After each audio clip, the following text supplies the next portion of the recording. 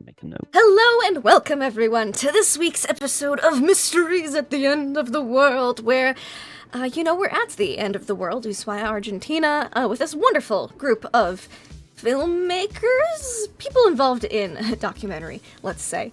Everything has gone smoothish. It's been a time. There's been trials, there's been tribulations, and a lot of recording, and, things have been happening. Last week, Tanner and Professor Marvin had to go to Buenos Aires with Danny and Heather to pick up supplies and things, while our poor mechanic Ushuaia and our poor sub-driver Wash had to stay back and fix the ship and rest and fix those broken ribs that he sustained. So, due to Cthulhu hit point rules, you're better. You're all better. You're all fixed up, Wash. Everything's good. Whether or not you went back to Dr. Hurt to get a refill on those opioids is up to you. He definitely would have been like, oh, it still hurts? Here, have more. That's because that's how he treats wounds sometimes. Yeah, that's an affirmative. Yeah. That's an affirmative? Okay. Take those with you. I'll be fine. So we are resuming our game the morning of going down in the sub. It is Friday, April 11th, 1986. Y'all, the schedule for today is to go out to sea a little bit on the Titan Oceanus, have the four intrepid filming people go down into the submarine, the mini-sub, the Titan Uranus, and go out and explore, find new things, discover amazing possibilities in this relatively unexplored area of the world. So everyone's on the docks. It's quite an early morning. And you're expected to be back in time to see Haley's Comet tonight. It's not gonna happen. Sorry.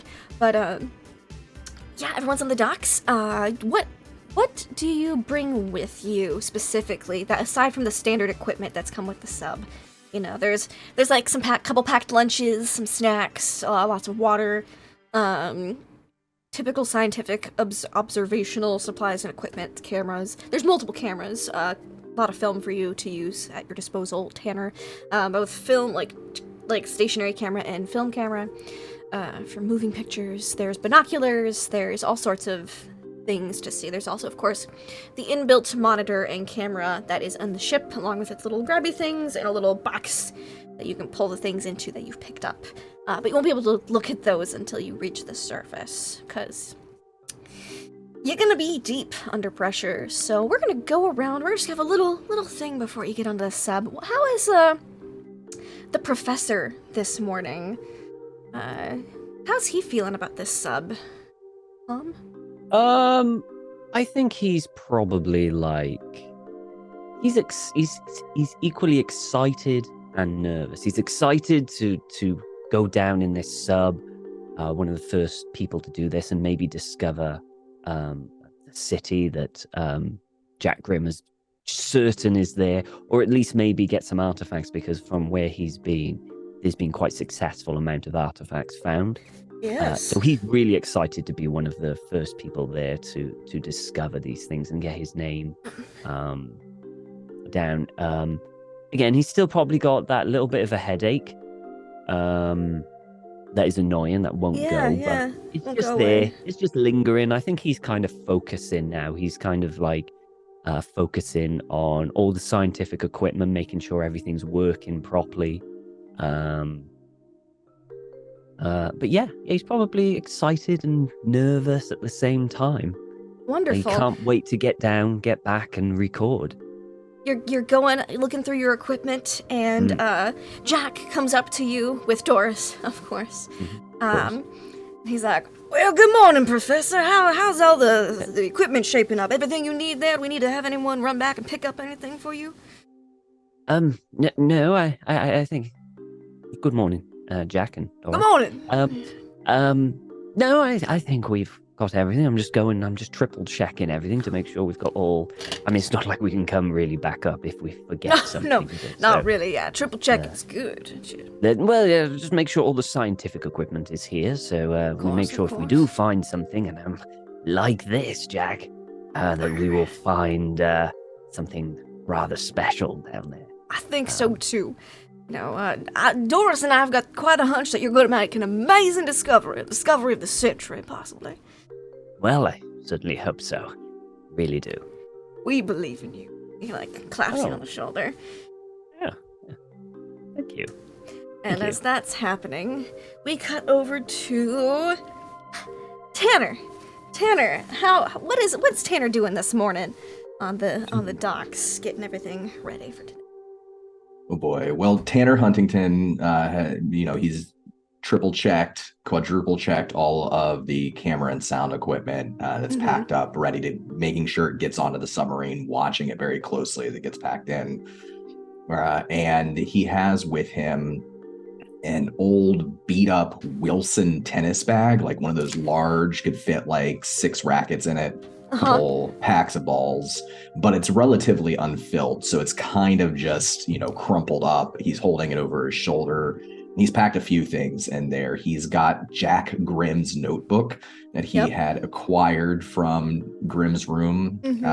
He's got a whole 2 extra film reels just in case something happens to the film that's packed in the official boxes. He's got an old beat up VHS tape that has no markings on it, no title on it. And he's got an object that he purchased in Buenos Aires on the street. Yes. And so right now he's kind of clutching that tennis bag to his stomach. He's looking around nervously. Jack Grimm being there, he can't help but take the occasional wary glance over at Doris. But he's also looking back up the docks, almost expectantly, like he's hoping to see something or see someone. He's very nervous. He's trying to breathe and keep his calm. But the idea of going down on the submarine, which was not something he expected when he took this job, has become very real to him all of a sudden. Right. Coming up from the boat area, the Titan Oceanus, Heather is there. She goes, Tanner, so like I triple checked all of the audio setup for the submarine. You should be good to go. Thanks, Heather. I really wish you were coming down with us. Me too. It'd be so much fun, Yeah. I just had these dreams last night, and I just have this feeling like everything has gone so weird on this job so far. I'm kind of worried. He shoots a glance over towards wherever Wash is. I hope our captain's up to it.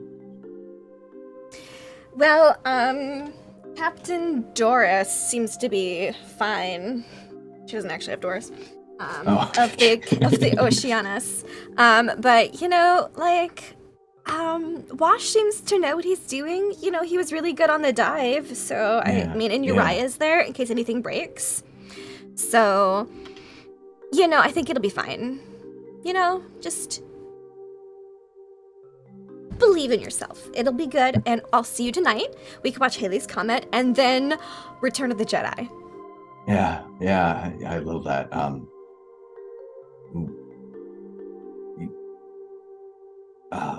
He kind of stammers a little bit and looks back towards the submarine and around to see if anybody's watching, and then he holds out a hand for Heather. She'll take your hand. And everyone's pretty absorbed in what they're doing. It's just getting ready to shove off. I just want to say, Heather, I know how crazy things have been the last couple of weeks, but busy.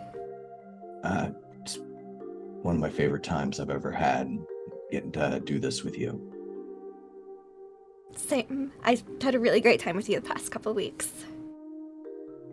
So you just get Return of the Jedi ready, and I will. I'll see you soon. It'll be in the VCR. I'll be waiting for you. Thanks, Heather. And she will glance and then just going for a quick peck on the cheek and then scurry off.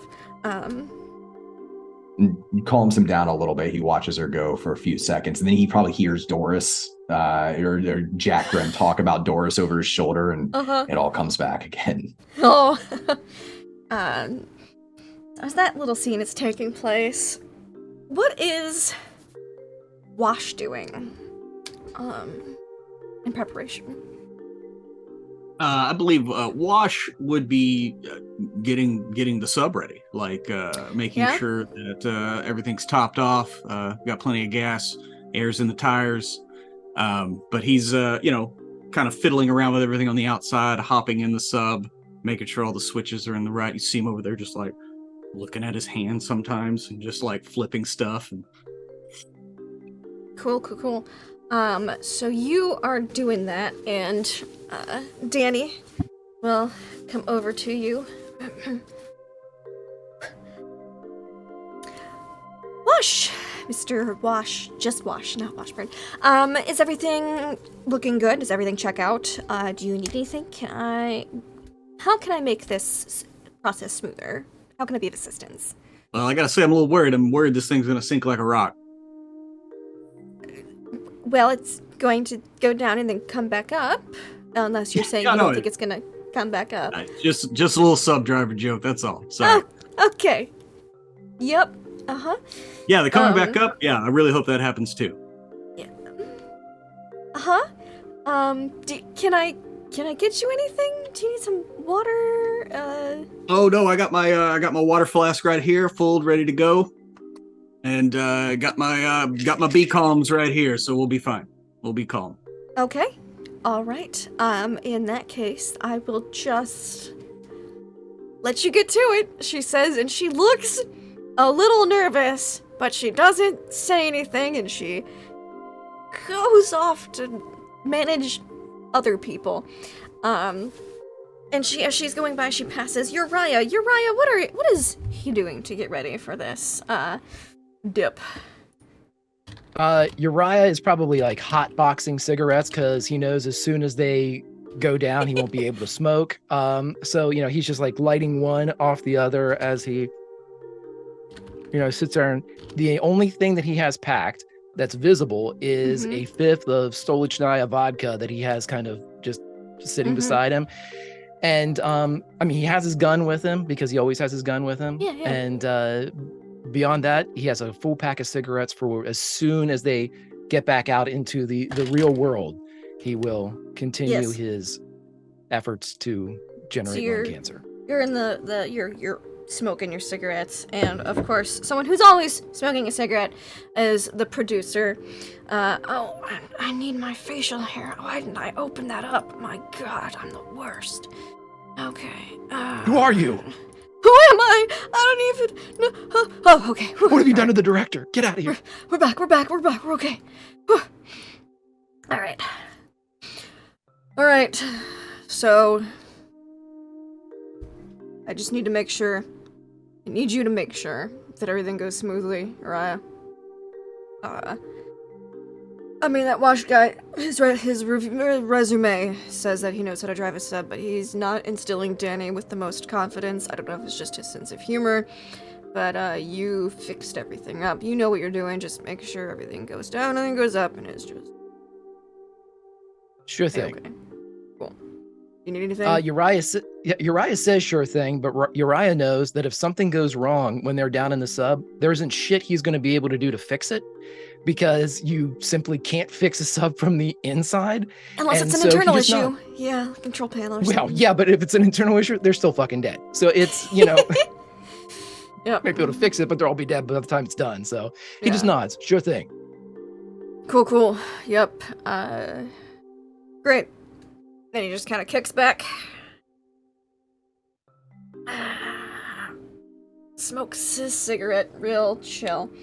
And before you know it, the Titan Oceanus pulls out of the harbor with you guys on it. It's a pretty brief ride. Go maybe a couple hours to find some deeper waters to lower the submersible down into. And of course, Tanner, you're doing some filming shots, establishing shots of the boat going out. And there's a couple of people with the camera on the deck for when you guys go into the Titan Uranus, which is the mini sub. And the hatch closes, and I need... Wash, could you make me a sub-piloting check as you guys that in the hatches or in the submarine. There's not a lot of space in here. It's a little mini sub. Thankfully, it's not one of the ones where you just have to lay down in. You actually have a little bit of room.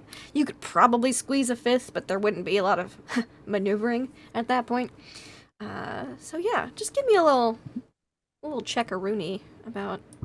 Yeah. Wash, he's flipping all the switches with ink-stained fingers. Yeah. And Powering he's up the PlayStation controller. powering up the PlayStation It's a controller. Pong. Yeah, it's a Pong. It's got 2 buttons though. You gotta go down and up. Yep. But yeah, he's gonna. Let's see where we at. Oh, I forgot how slow this program works on my computer.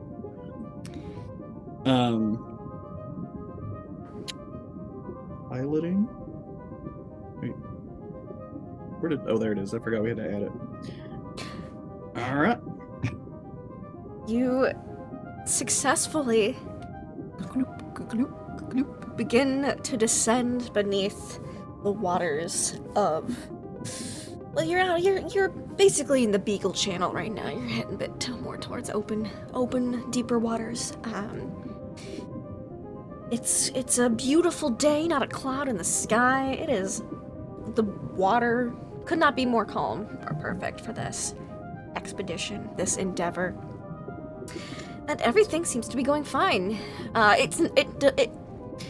Submarines don't go down, especially mini subs. They don't go down particularly fast. It's a time-consuming process, and so there's probably a good 45 minutes of just getting deeper and deeper and deeper in the water, and the light coming in from the sun through the porthole windows that you have gradually gets darker and darker. Could, Yes. the professor, as they're going down for 45 minutes, he's going to open his thermos and get some coffee. So, he's have a sip. And then he's going to get his little recording device. And he's going to go to Tanner. They go, Tanner, we're just going down. I was wondering if you'd like to, I don't know, say something for this little recording device I'm doing. Off the record, like, how do you film people say it? When it's not on film, and it's Off the record. Oh, is that actually what it is? Oh, okay then. Would you like to say anything at all? And about how you're Tanner's feeling, about how excited you are, or nervous, or Tanner looks a little gray in the face. He keeps looking to any porthole that has any sunlight coming through it. He's like holding on to that light, but it's getting dimmer and dimmer the deeper they go. And so he stops looking. He's got a book on his lap, and his wherever he's seated right now, he's got right by his feet is that Wilson duffel bag. He shuts the book, keeps his thumb in the page that he was on, takes a breath and says, yeah, well, sure, off the record, I guess, Professor. That shit's scared right now. My heart's pounding. I don't know how you're doing, but it was not that long ago that Wash was in the hospital, and he's got a bottle of pills with him. I don't know what that is, and we've seen a lot of weird things, and what's out here, right? You believe me, what we saw near that boat, and we're going down here, and that could be anywhere. It could be right outside our ship right now, and there's off the record. This is off the record. I can't help but think that I'm never gonna know how the trilogy ends. Trilogy. Star Wars, Professor. Star Wars. Yes, if you haven't seen it, I really recommend it. It's amazing. Oh no, I've seen it. Yes, I was there when I was in the cinema. Oh yeah, I missed that. That's okay. It's just as good on VHS, I'm sure. But we found a lot of things that are pretty amazing, and I came out here to be a part of something big, something nobody's ever seen before, and I'm gonna do that. best of my ability. But you got to admit, right, this is terrifying. Are you not terrified, Professor? Oh, absolutely. I am equally excited and terrified. But, well, there's always a little risk when discovering the unknown, Tanner. There's always a little thrill to it. I would concentrate on your work. That should ease you down. Lose yourself into something that you know. It's worked for me in the past. Right. Of course. Guess I'll get set up, maybe get some interviews, or at least get some nice over-the-shoulder shots. There you go. And before you know it, we'll be there, back up. Thanks, Professor. Would you like some coffee? I've got some coffee. Oh, no. You're okay. Okay, no problem. And he'll gently pat him on the shoulder, then awkwardly move. Ugh. What about you, Uriah? Oh, God. There we go. Sorry, Uriah. Would you like to say anything off the record, or at all, how you're feeling, how you feel about this thing, how the sub's doing, No, the sub's fine. It should be good. I'm feeling calm. Very relaxed. How are you Good. feeling, Doc? Oh, I'm very excited and slightly nervous, but I suppose that's to be expected, right? Oh, absolutely. This is the unknown down here. We're not sure what we're going to find, or who's looking for what. Mm-hmm. And that's it. No one may have seen this at all. We might be the first people to see it in, well, ever. Right. Who knows what secrets lie down here? Who they could help, or that type of stuff. Indeed. Well, Might is there be able to anything else change the like world.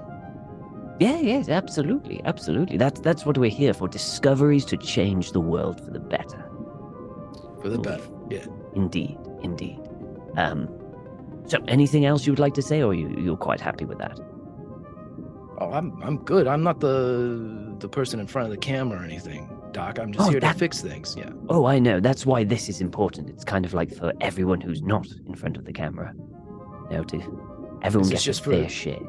Is this just for you, Doc, or is this something you're going to publish, or? Oh no, this is really just for me. I might take notes, and maybe at the end of the book, I might have a little thing, like saying Uriah, who was, how you were. Only a small footnote. I wouldn't want to put you in something that you weren't there, with your permission, of course. Oh, you can put Uriah Pendergast in anything you want. Oh. And he would, if it's a tape player, he would actually lean into it, and he'd say, "Well, this is just for you, Doc. It's been a pleasure knowing you. I think you're a stand-up person, and I hope whatever you use this information for furthers whatever dream that you have." That's very kind of you, Uriah. Thank you. Thank you very much. And he goes, and then he goes, excuse me. And he just goes over the thing, and I like to think that Wash is at the front, and he's got like this seat, and I have to come over his shoulder like that. Basically. I go, so Wash, sorry, I hope I'm not disturbing you. Am I? Oh wait, hang on, you're a little deaf at the moment. Hang on, and there we go. Pressure. No, I'm good, Doc. Yeah, it's pretty tight in here. Just a bit. Mm-hmm. Are y'all doing okay? You getting the pops yet? I got some gum if you need it. It helps. I'm okay for now. I think we need to get a little deeper. I was just wondering whether or not you wanted to leave a message off the record. Of course, the others have. Just on the little recorder that I have. Well, I mean, and he kind of like looks over his shoulder to make sure that Tanner's not listening. He's like, just don't tell the kid that the third one is just a remake of the first with teddy bears. I mean, I don't know. It's just, anyway, you know what I'm saying though, right? I do. I didn't have the heart to tell I mean, him. I don't want to take anything away from it. I'm sure, some people really like these. Maybe they'll hang around for a bit, but Did you think it spoiled the trilogy for you? No, not really. It's just kind of like, didn't we do this already? Like, how many big things? Whatever the moon things? I don't know. Yeah. Moon star? I don't know. Surely It's- two's enough, right? They wouldn't be I- stupid enough to go for a third one, surely. I don't know. Yeah. Anyway. Sorry, is there anything The else lightning with the bit was mission funny. you would like to say? Oh, I mean, hey, man, this is, obviously, full disclosure, I didn't get a chance to actually pilot this thing before because it's prototype, but, I have a photocopied memory, so we're good. You seem to be doing well so far. Yeah, and he kind of checks his hand. It's like, yep, and he flips a dial, and you can see And there's how does she? there's ink smudges on his hand, like he has notes written on his hand. And how does she handle? Does she handle well? Oh, buddy, let me tell you something. This thing, she sinks like a rock, which is exactly what you want. I just I hope suppose it is really for a submarine, isn't it? Mm-hmm. Yeah, Or but I mean, submersible. normally I would be very strict on the no moving around, but after you moved once, I was like, we're good. So you have to usually shift the ballast a little bit for a lot of movement. But Oh right. so right. that's hey, good for the MIT boys on that one, huh? Yes, indeed. I will make sure to let them know He after this. pulls his water flask out and takes a sip. Okay, well, I'll leave you to this, and I'll get back to Yeah. Okay. Just out of curiosity, Wash, is that water in your water flask? I mean, at one point it was sure. What is in it currently? Just out of curiosity. I mean, just a little rum. That's Oh, yeah, cool. Just I'm just curious. Thank you, Mhm. thank you Mhm. for the gift. So it's not long after the professor shifts back that you get the 1 hour check-in from the Oceanus to the Uranus. 1 hour check-in. How are things going down there? Yeah, this is your boy Wash, the pilot. We're just sinking like you should be. So, I just want to commend to the designers of this fine craft. Well done, and I can't wait to get back and celebrate this momentous day. Good to hear. Good to hear. Glad everything is operational and proceeding as planned. We'll check in again in about another hour. Feel free to radio up if you have any questions or problems. That's 1 hour over and out. And you continue to sink. It's rather peaceful. Quiet, the whoosh of the water around the submarine, kind of creating a dull roar, but not that loud. Quiet. You are in a very pressurized capsule, sinking slowly. Could I have people who are looking outside make me spot hidden checks? Yes. Is there? I assume there's a port window for me to see. Yeah. You've got a monitor that's on the nose and a port window. Yeah. Okay. Is there enough light outside to get shots like through the camera, through the At lens? this point, there is not enough light. However, there are lights on the sub which illuminate out into the darkness, almost like a beacon Okay, in cool. the depths. Yeah, then I think Tanner would put down See his some book fish. that he's been reading. Swimming by every now and then, through the light. Ooh. Wash is on point with this. Like Wash? he has the perfect balance of codeine, rum, and well, that's about it. And he is, yeah. That's all you need is that perfect balance. Let's see, Tanner, you're reading your book. I'm assuming it's the journal, the diary of. He's not read all of it. He's really like thumbing through and looking for references to Doris or references to himself or anybody else who's here. Anything that like he would know of personally. Yes. You're thumbing through. And lots of Doris is mentioned on every page. Mostly what she's wearing, thoughts of the day about Doris and things that they're going to do. Lots of shopping, weirdly enough. It seems that he is not very good at remembering people's names. It seems that the names that Jack is most good at remembering is Doris, Professor Marvin Howells, Walt, and Danny. Everyone else kind of has a nickname. You know for a fact that you are Camera Boy. Uriah, you would assume, is the Mr. Fix-It that is referenced in there. And then Wash is that hippie.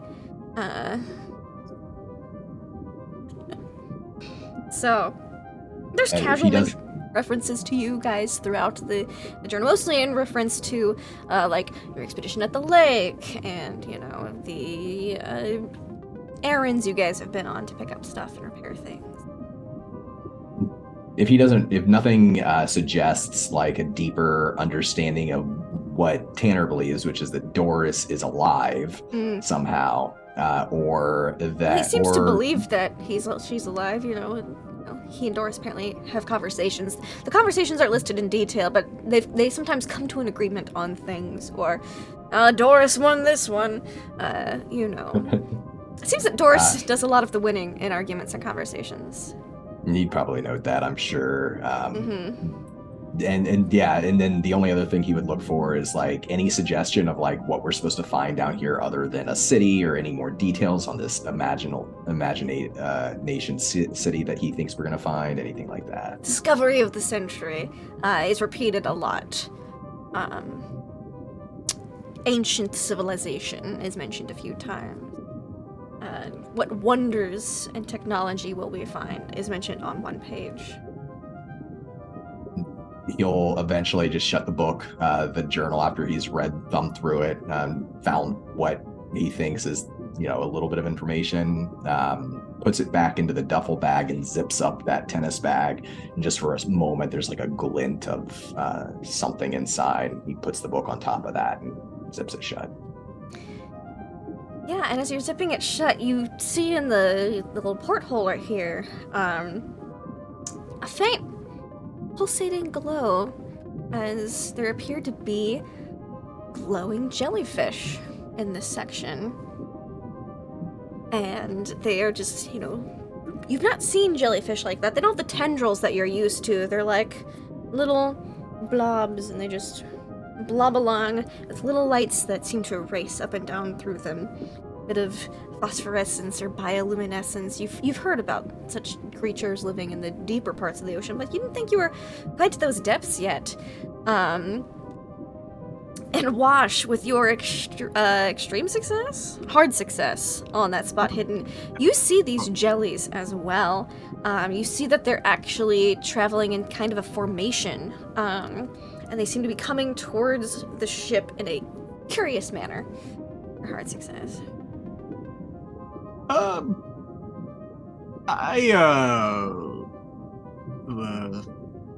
Hey, Doc?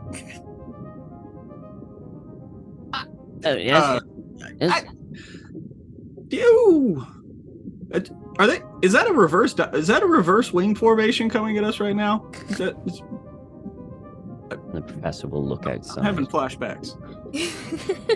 You look outside and you indeed see this little swarm of jellyfish, tentacleless jellyfish, just little blobbing around and coming towards the ship. Jellyfish aren't particularly well known for being able to control which direction they're going, kind of having to go with whatever direction the ocean takes them, but maybe this tentacleless form is able to steer a little bit better, and they seem to be heading towards the vessel, or the vessel's heading towards it. It's kind of hard to tell, in a almost curious fashion. Okay. Well, I mean, I'm sure that they just might be curious or attracted to the light. Oh. I'm not a marine biologist or anything. I'm afraid this is out of my ballpark, yes. I'm an archaeologist, an anthropologist, and geologist. Oh, I literally thought you were a marine biologist this whole time. No. I'm gonna be honest, like cards on the table. So... Yeah, no, afraid not. You probably know more of underwater than I do. I mean, I've been under the water a lot, so... Yeah, this is really one of my first times of being under the water, apart from a little scuba diving here and there down, in Australia. Okay, well, maybe we should at least just, hey, Tanner, you wanna try to get that camera up here? This is a pretty cool shot. He's already like fishing out the camera in the back when he sees the glowing, and he'll push and squeeze his way up front and say, yeah, you've really got the good window here, don't you? Yeah, well, I mean, yeah, we can switch if you want. They getting close? No. He hears you a moment after he starts to respond. He takes a step back and takes a deep breath. Starts getting the camera ready. Sets it on his shoulder. Yeah, are those jellyfish out there? Are they getting closer? Are they coming towards us? Aren't they scared of us? I don't know. They're usually, they usually don't mess with you, but luckily we're in the thing, so they can't like sting us or anything. And he. Are you doing all right there, Wash? Yeah, I'm just taking my I get anxiety sometimes, and he's like shows the codeine bottle, and he's like, oh, well, we'll just keep that between us. And Did Wash pick up the wrong prescription for today? Yeah. Love it. Yeah, he grabbed his codeine instead of his anti-anxiety, so that'll be fine. Yep. Yeah, I mean, we'll be fine. We just and he kind of raps on the side, Kong, kong, From the back, Uriah would pipe up. If they get stuck in the rotors, we won't be fine. Then he gets back to drinking. You're right, Uriah. You are right. Yes, I didn't want to scare the anyway. But he will try to see if we can slightly. He doesn't want to alter the course too much, because I mean, obviously, he probably can't. It's down, and you can kind of aim one way or the other. But he is going to try to see if we can edge the sub in not so much of an intersect course. Intersect course. Yeah, give me another sub piloting check, please. Another success. Yeah, you're able to like turn and go like a little bit different way, to slight decline. Weirdly enough, the jellies seem to be following you. But you have bought a bit more time before they get to the ship because, well, they're not fast. It's just, jellyfish aren't renowned for their speed. At least not these ones. It's probably the light. I could turn all the lights off if you want. Won't we need the lights so we can find what we're down here looking for? I mean, we got a minute till we're going to get down to the bottom. All right. I think he got, from Uriah's shout from the back, he's got everything else. That's what he's got on camera right now and on audio right now. And he's trying to capture those jellyfish as they're beginning to descend, but he'll shut down the camera and say, well, I'm going to sit in back. It's weird, right? What's that? Well, the fact that they didn't bring a marine biologist to this? Yeah, I think that's pretty fucking weird. But don't tell the doctor I said that, okay? He just kind of nods absent-mindedly and slowly goes back to sit down in the back again, squeezing past the others, looking worse than he did before. And Wash, do you turn off the exterior lights? How detailed do we have an estimate of depth for that we're heading towards? You have a depth gauge, and you know that the seafloor isn't it is achievable to reach the seafloor here by sub, and you're aiming for that basically. You probably have another 2 hours before you hit that. Okay, yeah, he will turn the lights out for just a bit to see if we can to try to lose the jellyfish if that is what it is. Just yeah, maybe for an hour or so. Yeah, you turn off the exterior lights and it almost makes the jellies glow brighter because you don't have that. They're not competing with that exterior light. It is odd though. You turn off the lights and they were doing like the little rainbow pulsations, and now they kind of are thrumming in a greenish blue color. Wait, they changed their color when you turn the lights out? They did. That's weird. He turns one light back on. The jellies in that stream of the light go back to their kind of rainbow pulsation, and it's constant. It's not the almost rhythmic glow of the other ones. Interesting. Hey, they changed color with the light, guys. Watch this. And you see him like pull basically like a like with the lights. The professor comes up and has a look. Oh, wow, this would be fantastic for the show. Tanner, got your camera ready? He's fishing his camera back out again to try to get, and it's probably pretty shaky at this point as he's trying to squeeze through and get some of those shots of the colors changing, the lights going on and off. Like between the heads of Wash and the professor, he's getting some of the jellyfish, but it's not a great shot. Love it. Here for it. And it's charming, it's quaint. And before you know it, another hour has gone by. Titan Oceanus to the Titan Uranus. Check in, please. Oh, hey, we've just been having some fun with some jellyfish down here. We're still 5x5 in the pipe, with the ground in sight. Glad to hear it. Hope you got it on film. We'll check in another hour. But by then you should be you should be able to see the floor, maybe. We'll check in. Titan Uranus over and out. Yep. And you keep your peaceful decline. You're going deeper, and the jellyfish have increased in number. And they have, you could say, surrounded would be one way to phrase it, the sub that you're in. Yeah, and you're getting, you're pretty close to the ocean. Well, you still got another hour to go, but you're closer than you are. It is complete darkness outside, except for the lights and the glow of these jellies.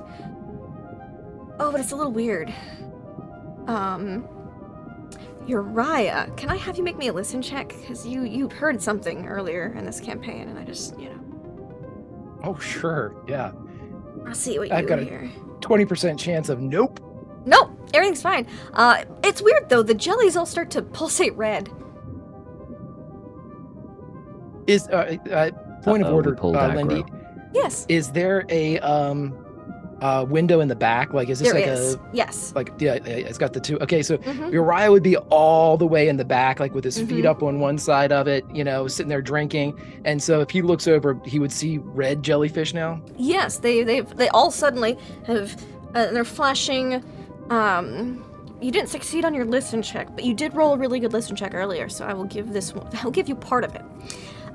Remember that when you were at the lake, you heard that weird rhythm, that weird beat that happened after the earthquake of the waves? Right. These jellies seem to be pulsating in that rhythm. He did not share that with anybody, though, did he? He did not. No. Yeah, so he's going to keep this to himself as well, Mhm. because that's how things get really bad in Cthulhu, is when people withhold information. So, yeah, he's going to absolutely keep that to himself. And he would maybe look outside for a second and watch them kind of flash as they reflect in his glasses, like the different red spots. And then he would kind of absently say over his shoulder, "What light did you turn on to make them red?" Did I do anything that caused them No, to turn red? you did not. And they seem to also be distancing them. They seem to be distancing themselves from the sub now, getting a little further away. Oh, maybe I just got out of rhythm. We were pretty in sync there for a while. You guys feel like there's a pattern to these things or anything, as he alludes to the thing that he heard before that never mentioned? Before they were kind of, mostly in sync. Now they are perfectly in sync and getting smaller as they get farther away. I mean, it's possible that the underwater currents are changing their behavior, and they adapt to the different temperatures of the water and the pressure, quite possibly. It's not unusual, I guess. The lights flicker. Or Uriah, is there something wrong with the electronics? Yeah, they flicker. Yeah, I saw it. Let me look. He'll go over to the battery or whatever's, I'm assuming it's battery fed and not generator because of, That is correct. Yes, it is battery fitted, and you've even got some carbon dioxide scrubbers in here. There's been some really nice upgrades in here to really extend the length of time that oxygen can be in this thing for prolonged expeditions. Really, it's quite a marvel of MIT tech for the 80s. Can you give me an electrical repair check? Electrical? Okay. Yeah. Fuck me. Everything Can't find seems it. fine. Hold on. Yeah. Looking. The panel seems okay, and then there's a little Like a shimmy and like against something the hit sub. the outside or something. Like something hit the outside. Okay, so not to meta any of this. Uriah, as a mechanic who's worked on subs, would know that this is like an exterior hit and not something breaking on the ship. That is correct. Yes. Well, as soon as that goes off, if he can he And the lights feel flicker along where it again. hit? We hit something hit us. What? Yeah, it's like on the left side of the hole. There's a I port look window through the there. left porthole. Have a look. Oh, I wonderful. try to blare all the lights on that side too. Oh. Yeah, and Uriah would go over to love that. wherever he thinks it hit, and he'd kind of like on the inside be like, it was somewhere right here, and he'd kind of like move his Yeah. hands in that area. Yeah, it's like the entire left-hand side, actually. Oh wow. Like the whole left-hand side of the ship got hit. Jesus, we hit something big. Yeah, We hit big. something the Something- same size as the sub. Yeah. There's nothing like and Wash kind of leans forward through his porthole, Not like trying to super act like, hard. You know, not like a rock. It definitely had some give. It'd to be it like whenever you hit. a large fish may have brushed against it, or something. You say like that, Yeah. Professor, as you're looking at this porthole. Yeah. The lights are on, but it's pitch dark. That's weird. And then against the porthole, you're looking, you're trying to see, and an eye opens up in front of you. Oh. And another one, and another one, Oh. and another one, and another one. I need you to make me a sanity check. Okay. Oh no. As, Can I get this on camera? it begins. yes, that you something- can. Could you also make me a sanity check since you're looking at that through the camera? Tanner, you see a swirling darkness emanate from this porthole. Oh, Professor! With an just a extreme fish. success. Oh, both of y'all. We're gonna live. Tanner really needed that one. I really needed it. Yeah. You guys, you're a little freaked out, but you don't have any temporary insanities from this. Congratulations, you guys, or anything. It's weird that whatever this thing that's hit the side of the ship has a lot of eyes, and they are looking around, almost how you're peering out. They seem to be peering in, like when you have a paper bag and you've got like a jar with a insect in it, and you're looking inside. That's the feeling you get from What I wouldn't give for just a blind. no blinds in a submarine. That's weird. That's a note for MIT right there. Tanner will stumble back with the camera, tripping a little bit. He'll lose the shot, and he'll try to bring the camera up so he still has the porthole in the Yeah. shot. And he'll just kind of mumble over his shoulder towards anybody who might listen. He'll say, "Stop." The red means stop. Is anyone else looking at this porthole? Just out of curiosity. I mean, I would I say mean, that I Uriah have- doesn't, but I'm he's gonna have I'm- to. I'm gonna say there's a fish out there with so many eyes. So many eyes. I mean, who wouldn't want to stare at that, Just right? rotate the sub around so I can look at it. Yeah, you could do that. You can try. It's weird. The sub controls aren't as. You can give me a sub check, actually. Sub piloting check if you want to turn to get a better view. Yeah, See this? you're doing this, it Tanner. right. But See it's this right not here? as responsive Steady. as it should be. It's not as responsive. It's sluggish in the controls. Oh, yeah, we maybe need to stop moving around much. It's messing with the ballast or something. But you see several eyes come onto your side of the windshield as you try to turn in that direction. Not windshield, your larger porthole. The view screen. Bink, bink, bink, bink. They're opening up, and that light, you've got like two lights in the front. One of them is not, you can't see. You only see that second light going out. And just because you do have a little bit of light, a writhing mass of darkness and eyes. That's all you can see. Could you give me a sanity check, please, Wash? Don't fail this. What fucking hell? Ah, wonderful, wonderful, delightful. Let me sanity loss for That's what I thought. Whew, that is a little absurd. Okay.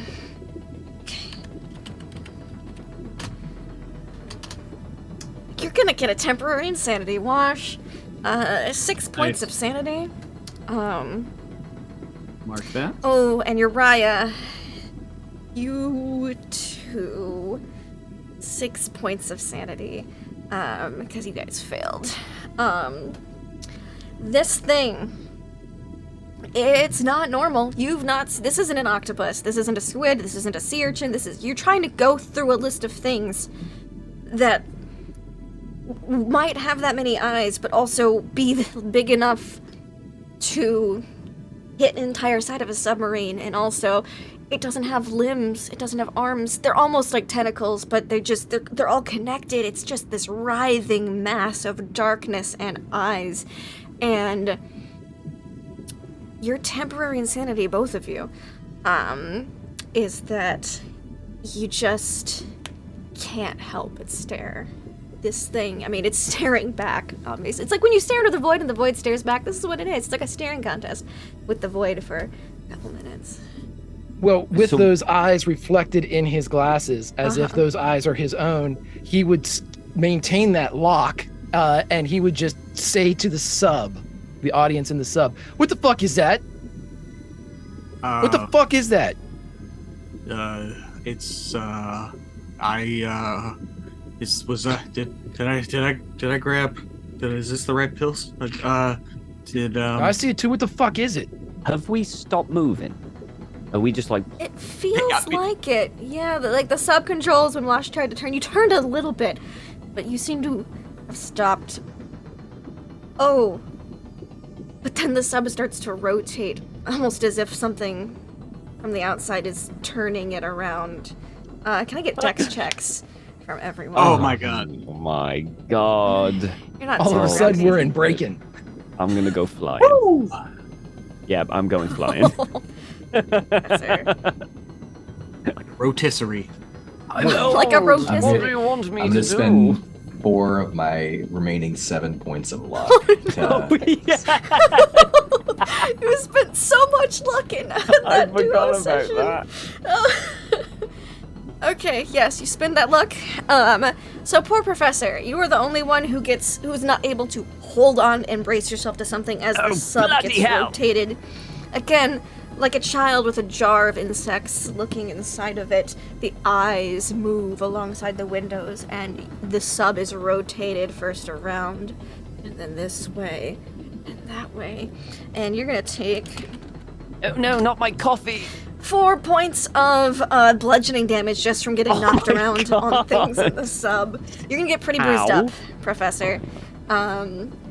Well, much like a hamster on a wheel that another hamster joins, Ushuaia, continuing to look out the window, would be doing like an inside barrel walk as he's walking, as this thing is rolling, and he just steps over the dock as the dock goes down, and he just steps over him, and he just keeps saying, "What the fuck is that? What the fuck is that?" as he just keeps his eyes on it. And Earl, he's still sitting down because he kind of tripped and fell backwards, and he's scooching. He's pushing his legs back to push himself back in the direction as the sub rotates, and he reaches out just to grab at he's going to try to grab his tennis bag and like just sling it over his shoulder if he can. Yeah, you're able to use 6 feet on your dex check. You can grab it and brace yourself. You don't take any damage as the professor gets slid around a lot. Professor, you all right? I'm fine. Just a bang on the old tennis elbow there. Oh, I'm okay. Yep. Maybe just a bit of bruising, that's all. Not as young as I used to be.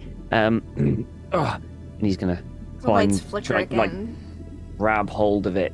And he's gonna look at the portholes and see if he can see this thing is grabbed as the whole thing. Like he's gonna go one porthole, and see. Yeah, it seems to be. There's again that writhing darkness and eyes alongside it. There's no discernible body or limbs. It's all eyes and darkness and writhing like an anemone or worms or snakes. It's difficult to describe it. It's smooth, and it is got a grip on the submarine. Thanks, I hate it.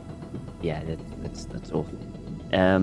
Okay. Well, we've got 2 options here. We try and full throttle and get away from it, or lights out and hope it gets bored of us. Bosh?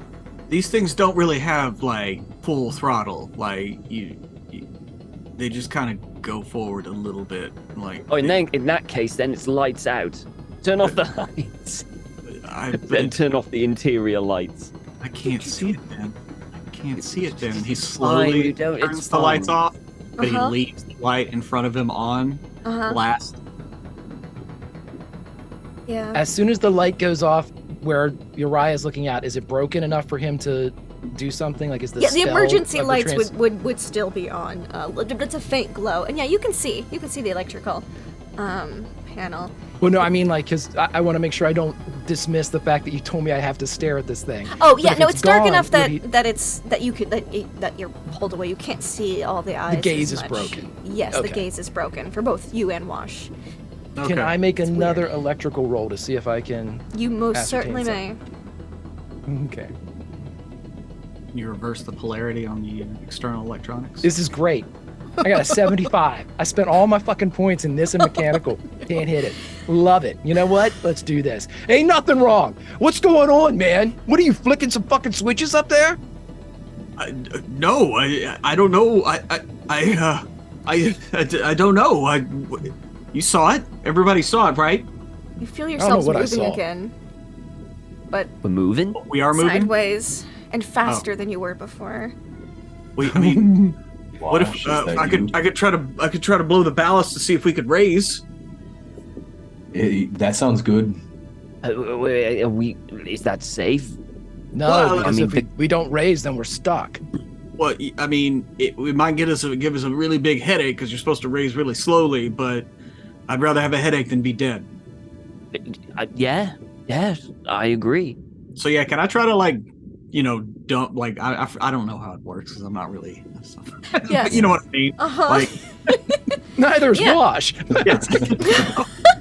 You're thinking back to that photocopied manual. You're like, yeah, which button was that? Which button was that? Make me a sub driving check, please. Starts looking at all the notes written on his arms, like. Yeah, it's weird. He's pulling up his arms and there's like words written. With a hard success, you're able to find and locate the ballast. The submarine shutters. You stop moving for a moment. You hear something disconnect from the outside. And then Wait, I'm you sorry, move did even you say faster. Disconnect? Yeah. Were we were connected to the ship, weren't we? Are we still connected to the ship? Did we have a connection to the ship all the way down? That's the only way we can communicate with them. I'm assuming. Yeah, Uh-huh. immediate. Yeah, Wash finally remembers he literally has like a comms. Uh-huh. He starts Titan Oceanus, Titan Oceanus, Titan. Are you there? Are you there? Titan Oceanus. What is it, Wash? What is it? I can't get the ship. They cut us off from the ship. Now, you could try boosting your radio signal. That might... You're not at the ocean floor yet, so there is a chance that if you boosted the signal, you could get something through. Can we boost the signal? Like, I don't know how to. And he starts looking Uriah might be able to. looking at the radio dial. Like, We're determined to get you one success. Just one. I refuse. I will be so upset if this works. Okay, electrical repair again. Yeah, electrical repair to try to get a boost. Oh, just barely. Gotcha. win is a win, baby. He's a little off sorts right now. I think Yeah. I got it. There's like a shock, a smell of like fucking something burning. Fuck! Yeah, like and then a little you got hint it. of burnt hair in the air. Scrubbles will get it. What message do you send out, Wash? What radio do you? Oh, do I have to Morse code it, or do No, you can speak. What do Oh. you say? Okay. Titan Oceanus. This is the Titan Uranus. We have been grabbed. There's something down here. We've been grabbed. Over. Can anyone hear me? Titan, Uranus. This is Oceanus. What? Something out there? Repeat. No. There is something down here. It is eyes and darkness. It has grabbed. Can you hear me? Can you hear me? You're coming through broken. Something is wrong with the line. You should surface. We're trying. We're trying. Don't you understand? We're trying. Please. I don't want to die my first time down. Come on. Tighten up Uranus. Hello? Anybody? Listen, if you're trying to contact the Titan Uranus, you've got 4 of them right here. So The air pressure's dropping in here for some reason. Is everything all right? You said there's something? Oh! No, everything's not all right. There is something that has grabbed the sub. We have been grabbed. We need to contact HR. We need to contact a mechanic. We need some help. Titan Oceanus. Titan Uranus. Oceanus. Mechanic. Can we stop saying our names? It's taking up too much time. Come on. You have to help us. Send another sub. Pendergast. Mechanic. All right. Consultation. MIT. Breaking up. Titan Oceanus? So, what did they say? I couldn't really tell. Something about a consultation with MIT. What? I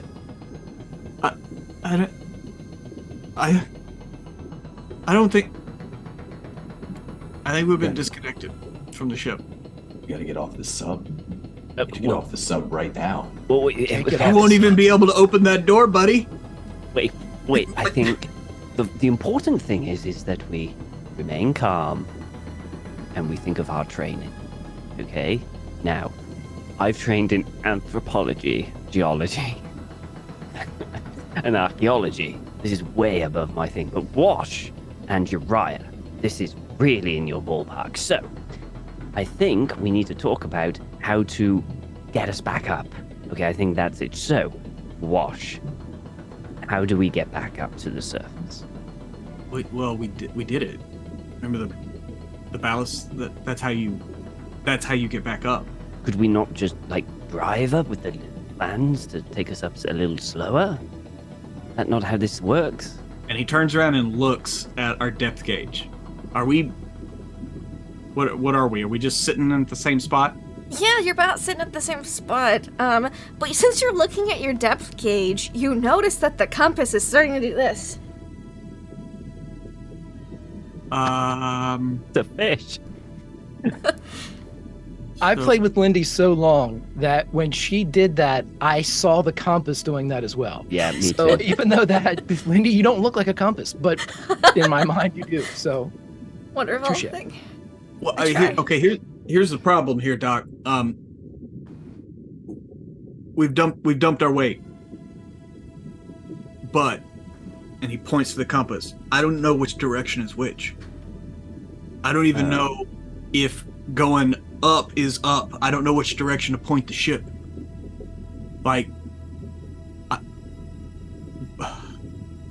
Well, okay. So if we so can get the depth lights on gauge- the outside, we can follow the bubbles. We always follow the bubbles. So if we have a bubble that comes off the ship, we can follow that up. But we have to be able to see, and we can't fucking move because something's holding on to us. Right. We're like a As if to fucking reiterate worm that on a hook. fact, the ship jostles just a little bit once more. As He would you pound see- the outside, like he's getting pissed at this point. So Uriah would pound where the it sounded like it was hitting from. He Yeah, would, motherfucker. you hear a As he back, and it slows. he would do like a rhythm. Doog, doog, doog. I couldn't hear. Was that a response? Yes. Duke. Zoom was too good to cut it out. Yes, you hear that rhythm back. Duke, duke, duke. Then he would change it, like da da da da da da. Da da do. Well, that's disconcerting. As That- sweat begins to bead up above the glasses. See if it knows shaving a haircut. Da da da da da. Da da da da da. Oh, see, it doesn't know the joke, so Yeah. at least that's something, right? Yeah, that's something. We got it on the run now. So as it's been tapping, Yes. did the sub do anything movement-wise? Did it move Well- a little quicker? It slowed down once the tapping started, as if, like if you're walking along and you're holding something and it starts making noise, you might slow down and like see what that's about. Oh, okay. Right. Okay. We've tried doing nothing and it didn't seem to work. So I say hit the engine or whatever this thing, what does this have? I mean, Fans? that's propellers. Yes. Propellers. I say hit the propellers and as much as you can and see if we can. I know it's not much, but it might be enough. Yeah, Wash will, accelerate. Yeah, hold on, let me just check something. What is the speed of a submersible? Let's Do not. roll. If that, isn't it? Well, it doesn't really matter, does it? It's all gonna be an extreme success. I guess I could crit fail. Me. Yeah, no. You don't move. Okay. Okay, what if we do the lights and the sound? Maybe. Okay. Turn the lights back on. You And turn the lights back on. Yeah. Eyes! So many eyes! Every Oh, window, eyes peering inside, blinking, swarming about, shifting, moving. I don't like that. No, turn them off. Turn it off. Okay. Nope. Yep. Yep. Turn them off. And it begins to pick up speed again. Okay. Wait. So it's taking us somewhere? I believe so. So, I guess we wait until it's taken us to where it's going to take us. And when it just leaves us there, then we try and get back up. You're playing fast and loose with that leaving theory, Doc. Okay. No. You said this thing has arms, right? Yeah, little. I'm just gonna try to do a manipulator arm just to see if I can like. Yeah, you Alright, try to move them. It's like, you've moved them a little bit on above the water before you went down to test everything. Super easy, no resistance. Water, a little bit more resistance. This is like trying to move something through sand. Something really thick, dense. It almost like it jiggles it back through the controls. This might sound weird, but Oh, does weird. the submersible have a horn or something, like an underwater? kind of thing? Not really. You've got like some crude sonar. Because you want to make sure you Yeah. don't hit anything. Give it a ping. Why not? Hit it. You see the blip that should be your submarine, but it's bigger. It's like twice the size. Any And reaction nothing though? else. That's a good question. Sonar Yes. uses sound waves. Yes. So sound waves, you feel a little, almost like a little vibration, like a quiver through the sub. Then you hear back like a really high-pitched tickle-lee, tickle-lee. So And- it's mimicking the sonar pulse. It's different. It's its own unique sound. But it did time it in the same timing that the sonar had. That boom. But it's trying to communicate at least, right? I mean, with the pounding, with this. Yeah. That sound sent chills down everyone's spines. Can I have everyone make me a power check? Just out of curiosity. Oh boy. Yeah. What's my power? Oh no, I know what my power is because my sanity's that low. Yep, I'm rolling well, everybody. Oh, extreme success. Oh, wonderful, wonderful. Tana and Uriah, that sound is... You don't like it. That is not... You've never heard anything like that before. It is unnatural. It's got multiple pitches and tones at once. It is weird. You do not like it. You do not want to hear it again. Professor and Wash, you two, you get that like little cold chill down the back of your spine, and goosebumps. That's about it.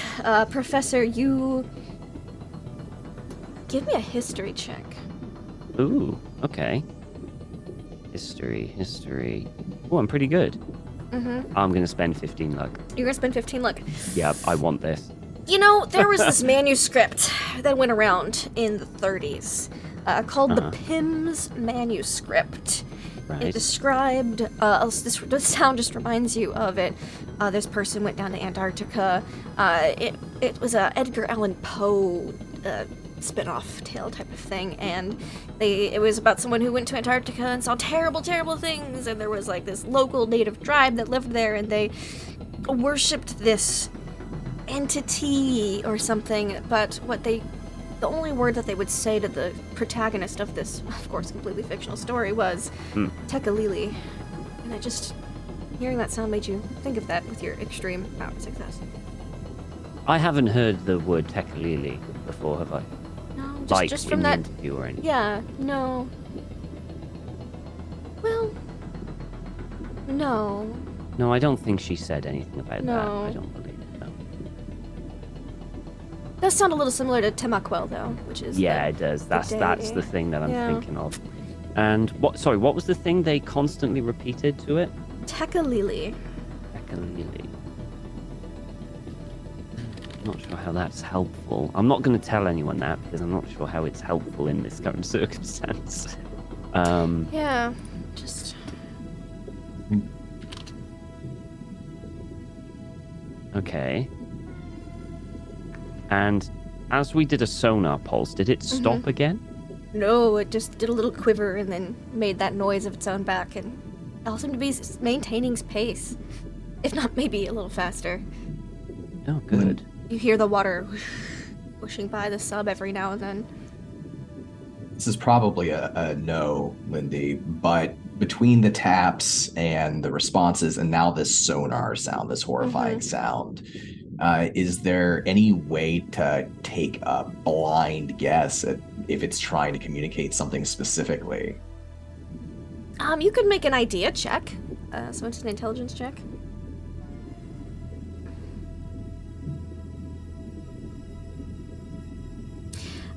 You get the feeling it's more mimicking what you do, as if in like observing and learning and mimicking. Yeah. So you imagine there's some sentience there, as you know, mimicking is a sign of higher intelligence, but I don't get a enough sense to- like it's mad or no, it's it seems anything like curious more than anything Yeah. with its mimicry. You're very curious, and that. So yes. So Tanner's been like kind of passively, the shots aren't great, but he's getting audio a lot of these conversations. And he's looking as much as he can through the camera because that is easier for him to experience than actually being here in the present. He's in his seat, but when that sonar comes on, he shuts the camera down and he grabs his bag over his shoulder. He grabs the camera. He tries to fight his way up towards Wash, and he'll say to Wash right over your shoulder, "We can't just do nothing. We can't just do nothing, right?" Well, I mean, I'm drinking this. Do you want a drink? He considers it for a second. Fuck yes. And he reaches out and grabs the drink, and he'll just probably, I don't think Tanner takes hard shots very often, so he gets a shot and a half before he starts spitting a little bit up and hands it back to Wash. You better be glad that didn't bring the good stuff. Amateurs. Takes another shot. We just got to think this through, man. Well, you're a pilot, you're a great pilot, and you know that thing out there, it ripped through that fucking ship. It could rip through us the same way, so we can stay here and just let it drag us down to the bottom of the ocean, or are we going to do something? I would like to point out that I've tried multiple things that I know to do, and none of them have worked. So I personally am trying not to freak out because I'm running out of things to do that don't involve purging our air. So Why would you purge the air? I just try to see if that the increased oxidation around them maybe messes with it, but I didn't want to bring it up because it's our air. I'd rather not. So, No. but I just want you to know I am thinking of things. I mean, I can't read my hands anymore because of the sweat, so I don't really remember what a lot of these switches do. But yeah, I'm not sure what to do. Just going to be honest there, because honesty is my middle name. I would never lie about that. Know that. He's looking at all the switches. He almost offers to help, but he has no idea. Yeah. So he'll still hover, though, probably uncomfortably over your shoulder for a time, and just very quietly mumble, "Red meant stop. That's what it meant." What? Red? Oh, Red. The jellyfish. Uriah, do you have any ideas? Something that maybe we can do to get this thing off us? Mechanical-wise, nothing at all? No? I mean, everything that Wash said is correct. We can't get out of here because we're bolted in from the inside. If we purge our air, the pressure's going to change. We're all going to pop like fucking grapes. We've tried everything that we can. I don't want you... And he looks at Wash kind of breaking away from the dock for a second, like looking past the dock. And his like mirrored gaze meets Wash's mirrored gaze as they look at one another. And don't ever fucking hit that sonar again. And when he says it, his hand is on the handle of his gun. Is it obvious that your hand is there? Uriah doesn't know it's there, but yeah, it's real fucking obvious that it's sitting right on his, like where it's sticking out of his pants. Don't do it again. No, hey, I like I said, It didn't work, so we're not going to do it again. What? We're just going through things. We're trying things. That's all. It's trial and error at this. Wait. Moment. We are assuming that we've been disconnected from the ship. There was a line connecting us to the ship. That's with what you said. electronics on it. Yeah, but can we do something with that? That means there's a loose cable out there. It's water, it conducts electricity. Can we do something with the radio and try to shock it? Maybe get it away from us? You Uriah. use the comm line to shock it? I don't know. Right? I mean, it uses... Well, no, he seems surprised, and then he thinks, he goes, that's a great fucking idea. And he takes his hand off the gun.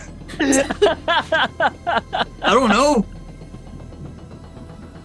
He just utter disbelief that Wash just said that. So Hey, he the would sun go shines over. on a dog's ass every now and again. Right. I mean, since this thing is basically the inside of a Pepsi can with like a few fucking lines running in, I'm sure it doesn't take much to figure that out. And my rolls have been so good, I should just get this. But yeah, he's gonna try to hook it up to the auxiliary batteries. He doesn't want to take the mains offline. You know. So I'm gonna work on that. You can give me a mechanical or electrical repair check for this. They're the same, and I'm gonna stick with the electrical repair because fuck it. Because fuck it. Yeah, All right. baby. Yeah, Getting you were better. able to rig it up in such a way that you could send a pulse, like a big electrical pulse out. You can have it build up a bit before instead of that constant transmission. You can have it build up and then release it with the radio button. The one thing he wants to do too is, as he's rigging this up, and I don't know if this is a separate role or not, Lindy, obviously your discretion, he wants to make sure that electrifying the salt water around them isn't going to do something really fucked up to the ship, because we are inside a Pepsi can. And, You are. You know, this could easily be like, hey, I've made an oven, guys, and turn it on and we all, you know, turn into fritters. That is a great point. You think that as long as you are sure that the stub of the cable is in connection to a creature, basically taking away, it's not going to electrify the water as much as it will, you know, because it's got a contact point, and that contact point is that Right. entity. I just wanted to make sure that if it broke free of the thing and then all of a sudden decided to shock the area. That is the danger. That is the risk. You recommend, you think that it would not turn into an oven, it wouldn't be that big of an electrical pulse, but you might want to make sure everyone's got rubber underneath their feet. All right, nobody touch the fucking sides or nothing. Just, you know, like hunker down. Get on your shoes and just fucking squat. He looks up. He looks up at Wash sitting down in his chair. I don't know, man. And Wash looks down at his leather skin moccasins, and he's like, he just picks his feet up off the ground and kind of tries to not touch anything. All right. And he actually will unbuckle, even though he's a safety first guy. He will unbuckle so the metal isn't touching. I love it. Uriah, you basically it's a little build-up impulse. You've already rigged it. You just have to tell me when you want to push it and when you want to let go, and that will determine how long this goes on for and how much damage is dealt. Sure thing. So here's what he's going to do. He is going to, because it's this, displayed this mimicry, he's going to go up to where he knows the lead goes out, and he is going to bang right where that lead is, and he's going to do it slow, like dung, dung, dung, dung.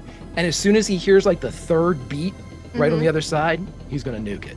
Okay. Dung, dung, dung. Nuke. You just do you hold the button down or you just do a little nuke? Out of curiosity. Look at Uriah. Yeah, he's just going to slam that fucker and leave it down. Okay. He's going to watch, if he's got a gauge set up for the the battery life and the battery levels, he'll watch that as he does it. I love it. And if he sees any type of spike or anything, Give me a d12 for this round of damage. You want some calamari? Like squid's back on the menu, boys. No, it's not. Oh, sorry. One round, you feel the sub stop and the knocking stop, but you keep holding that button. Another d12. We're getting there. You're If you make me counting. roll 10 more times, I'm going to really fucking get this. It's building. It's building. It's building. building. It's like a surge. Yeah, you stop completely in the water. Roll me another d12. And this is where I duplicate the Philadelphia experiment, and we go back to... Great. Great. There we go. Better. Oh, there we go. You That's see the much battery better. jump down a little bit. It jumps down. It was like slowly going down a tick. This one drops down 3 ticks out of like a big meter. It's like, and you feel the sub shudder. And you can roll me another d12. I'm gonna be looking out the window, and the second I see like the thing let go, I'm gonna tell Uriah. Yeah, I was going to say, Wash is going to turn on one light so we can kind of see the reaction. The eyes are moving frantically. They were moving curiously before, kind of slowly blinking. They are spinning around frantically, looking, and as soon as the light turns on, they focus. As on soon all as that humans. happens, Uriah would turn to Wash. This thing lives down here. It's got to mimic some type of, they see the bioluminescent stuff, and he kind of looks at the doc and then realizes he's not a marine biologist and goes back to Wash. Let's do it at the same time. When I hit the shock, you hit the lights. Maybe it'll think we're fucking alive or something, or we're like some type of eel, or... Yeah, what do we want to do? All the lights when I hit this thing. Oh, no, He's but gonna- what rhythm? Like, what song? What are we doing? Are we doing Bohemian Rhapsody? Or are we doing... Yeah, Really Bohemian complex. Rhapsody, sure. All right. So like on Life, so he would start in the Bohemian Rhapsody. Greg's not going to sing it because nobody Yes. wants to fucking hear that. Sure we do. It would ruin Bohemian Rhapsody for you forever, and I'm not here to do that. Yeah. So as soon as it would start in, he would look at Wash and, is this just fantasy? And he would hit it. Yeah. God in a landslide. Escape from and Give just me we're just 3d12. Click, click, click, click, 3d12. 3d12. 1, 2, Ooh. 3. Open your Oh. eyes. Look up to the You sky. hear... And the sub starts to shake violently. Oh, there we go. Like, if this lobster was you. Subs Before are you were- rocking. You were curiously tumbled about, now you're being shaken like a Like, bad fucking stop that. praying mantis in a Yeah, jar. I'm, Grr. I think Dex you're checks. pissing it off. Everyone. The Dex It is saves, not a is that what you queen said? fan. Dex checks, yes please. Oh, Oh, Holy crap. That checks out. Oh no, Uriah, you're on the Uriah. button. You're gonna take This, I don't like this roll 20. 1 point I like of that. 1 point of physical damage as everyone else. You're able to brace yourself. Things are anything that's loose, and the sub is flaking around. The lights, Wash, you're not controlling the lights anymore. They are flickering on and off as you send out this shock, and you hear as you see part of the hull dent ever so slightly. Fuck. And the shaking stops, but you get shook for about 2 minutes. I don't think we should do that again. And Swash is just kind of staring at that one spot on the hull. So Uriah, how bad is that? Oh, that's real bad. Mm-hmm. 'Cause that's what we call compromised structural integrity on something that's not supposed to have that unless we want to pop. Yeah. There's one more little shake, as if for good measure. And then you could resume moving very quickly through the I water. think it really wants us to. I think we should just let Okay. it take us where it wants to go now. I can't believe I'm saying this, but I agree with the doctor. The fact that it did not just kill us.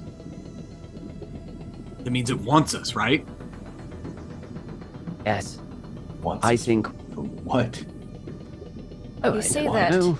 And in the distance, out the front porthole, you see a slightly glowing and effervescent dome. See What? the bottom of the ocean floor. You see a chasm nearby, and you see a large, slightly glowing dome. It's getting bigger as you approach it. Wait. When you say a dome, do you mean like fucking sci-fi dome under the water? Or You don't like, see any- does this look like a man-made structure? No. Like, you know, Okay. like how like jellyfish are domed? Yes. It's like okay. a big dome of a jellyfish. You don't see any Wh- structural supports. It's like a gelatinous, slightly glowing dome that does connect to the ocean floor on all sides. Oh, and as you get closer, you definitely see there's shapes inside. What appear to be hard, non-moving structural shapes. It's like fruit salad. Do these look building-esque shapes? Give me spot hidden checks. Okay. Uriah would get back so Tanner can film. Like, Uh-huh. you could go fucking. You just get back and let the camera move forward. Yeah. Success. Good thinking, Yeah. Uriah. Yeah, Doc. Holy shit, Hey. Jack Grimm was right. There is a city down here. There is an underwater city. You see a lot of it is rubble. A lot of it is encased in rubble, but there seem to be Well. areas that have been cleared away. You see a terraced area. You see what appears to be a ship graveyard of like normal sailboats, yachts, fishing vessels, in a little quadrant. You see lots of rubble. You see a weird cylindrical spire, but all of the architecture is slightly wrong. Odd angles, things that should not work in architectural sense. You see on the upper right hand portion of the far portion of the dome from where you're at, large cylindrical, almost concrete looking tubes, kind of reminiscent of a wastewater treatment plant, but there's only darkness emanating from inside. You see lava, looks to be lava at a portion, in little pools, almost as if carefully curated and designed to be that way. And in the center of this dome, you see not quite the center, off center of this dome, you see what looks to be a tall, cylindrical device that is being worked on, and I need anyone who's looking at this to make me a sanity check, because this is Sanity wild. check? This should not be a thing. Yep. I don't think I'll be able to succeed this one. Yep. No. This one's not as no. big of a one. Wow. Oh, but everyone Yeah, failed. It is Everybody it's a failed. wow moment. Yeah. I don't think I've seen green yet when I've rolled. That's okay. So one time. Bless. Oh, yeah, Bless. one Bless. time. Bless. You'll see it when it matters, Uriah. You'll see Keep it when it rolling matters. really high for God sanity for everyone. Damn it. Cindy. This is, it's not a temper insanity, so you're all okay in that regard. Yeah. This is an underwater city, an honest to goodness underwater city, and you are being brought down to the ground level. It seems to be that it's whatever this dome is made out of is repelling the ocean, and you hear more little like noises coming from outside, and you hear echoed in the distance more You didn't like a hear that, responding. of course. Okay, well, Zoom's just really It's a good horn. at audio coding. It's like a responding Yeah. call, quieter in the distance, and you hit the ground gently.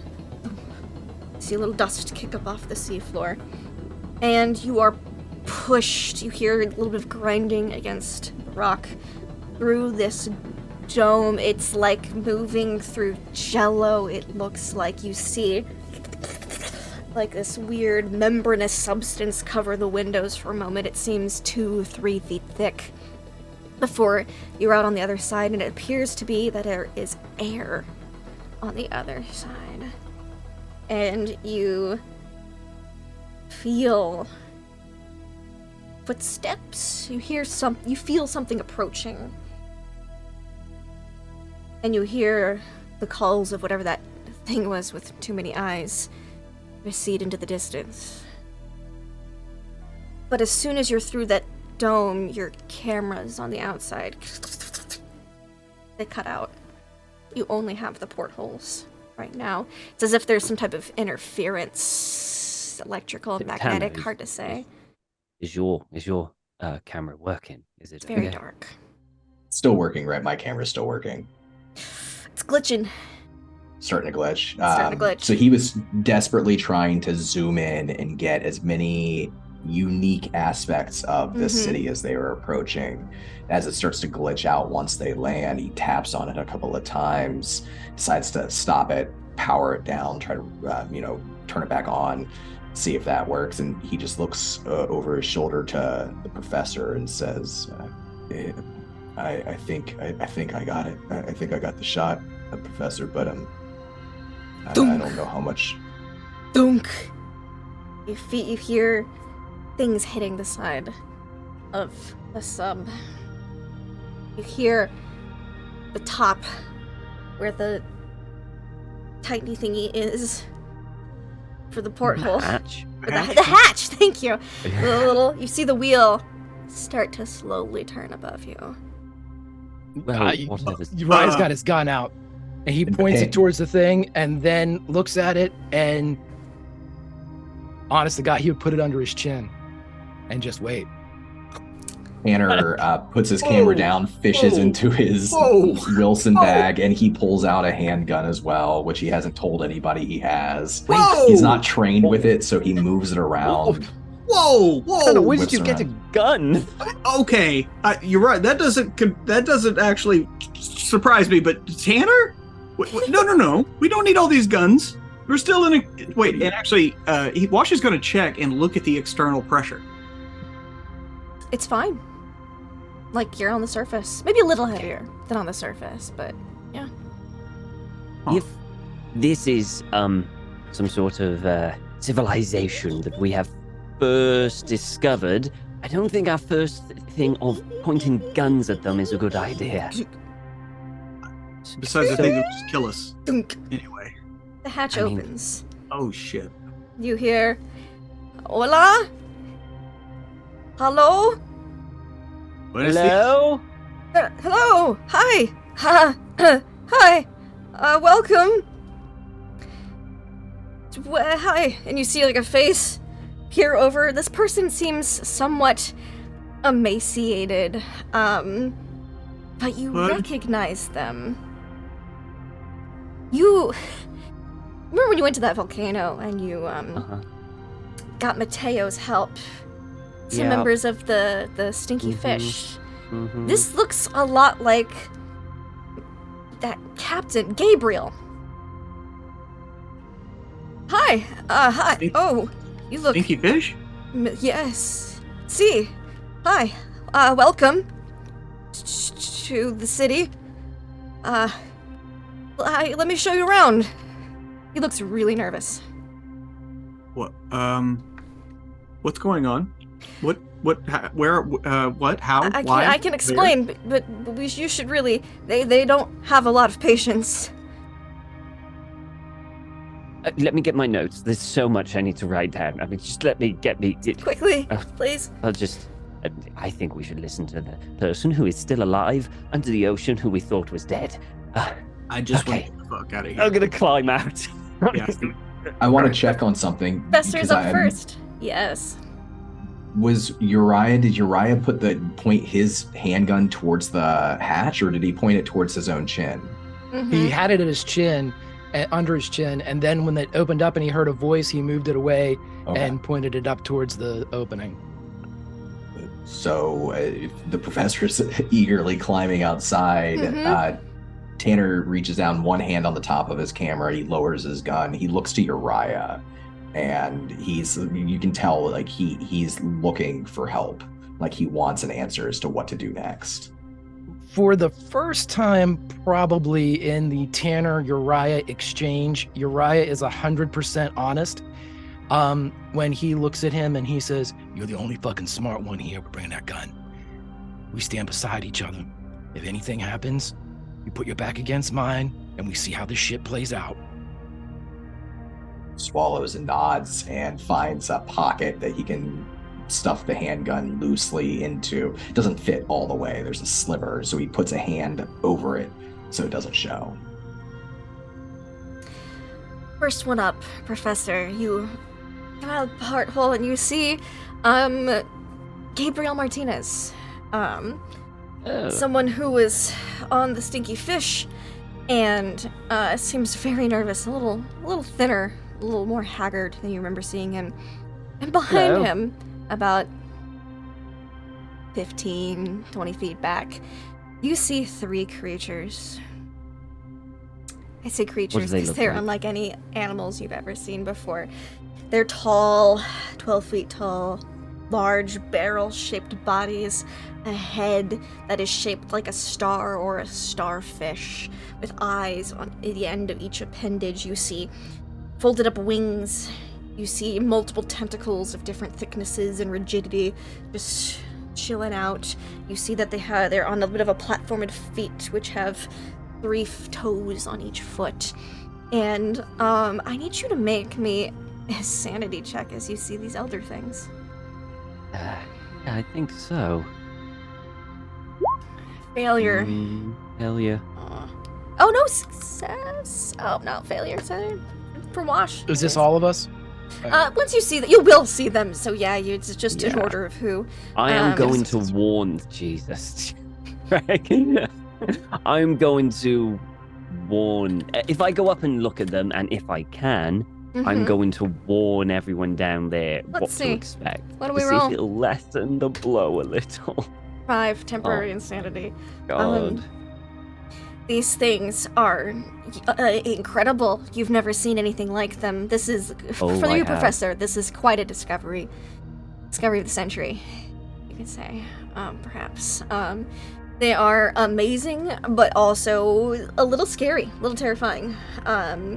They definitely seem to be intelligent and waiting as if they are using Gabriel as their median, their spokesperson right now. Who's up next out of the porthole? I was gonna say Wash really wants to get out of this place, so. Cool, you're out, Wash. You see these things, you only lose 1 sanity, because you succeeded on your check. And you see these things, and they are, you've never seen anything like them. They are not, I mean, the eyeballs, the void of writhing eyeballs and things, that was probably worse than this, but this is unsettling. What are those things? How do they move? How can they even be? You've never seen any, they look more plant than animal almost. It's strange. It's weird. Who's out next? There aren't enough drugs for this. So I guess we're in a myconid colony at this point. So as I guess Uriah will come up next. I super duper failed my sanity check. Yeah. But he would also kind of. I know we can't both exit the submersible at the same time. Yeah, it was a but small he would. hatch. Yeah, he would climb up, and probably before he would look, just for the sake of the narrative, he would reach down and help Yeah, that's Tanner totally out, doable. so yeah. they could both be at the same time when they turn around and see. Yeah, your Starfish temporary beat. insanities, because it's 5, is that you don't know if guns are gonna be able to do anything against these things. They're huge. I mean, Only one way to find out. Yeah. This is true. Hey. Yeah, you don't know if they also don't appear imminently hostile. So it's weird. They're weird. Do with that as you may. You see Gabriel. Uriah helps Tanner out. He does try to bring up the camera, but he's not holding it or aiming it. He's just like, maybe he's squeezed to one side. He's got the camera and it's shaking. So if he's getting any glimpses of these creatures on the lens, it's like a leg here and then it shakes away and then an arm here. Yep, that is how that goes. Do you have your duffel with you as well? Yeah. Okay, cool. Good to know. That's really good because, found footage is never really like a steady cam shot. It's always like someone's dead and how'd they die? We can't really tell. Yeah. Yep. And you see these 3 creatures behind Gabriel, and he goes, "Welcome to the city. Your new residents. Welcome." Yes. Can I, with the conversation and my research, because I know these, we got idols of these bad boys up in the blooming thing. We got idols of them, yeah. Yeah. With the conversation I had doing the interview, do I recall, because these were revered, right? Yeah, it seems to be. Yeah. They're one of the, I forget the name of it. I mean, I wrote it down somewhere. This appears But to be I like have the a little new idols PC. of Temaquel. Temaquel, But there's only supposed to be that's it. one Temaquel. That's weird. Maybe the people Okay. didn't know, or maybe only one revealed themselves at a time. I mean, it makes. Yeah. Okay. Okay. He's going to whisper to the others. I believe these are the idols that we found in the lake are of these people. They were worshipped. So maybe if we give them some respect and reverence, then maybe we can discover more and learn about them and eventually get out of here. What I'm saying is keep the weapons away, if you don't mind. Uriah would slowly put his gun away.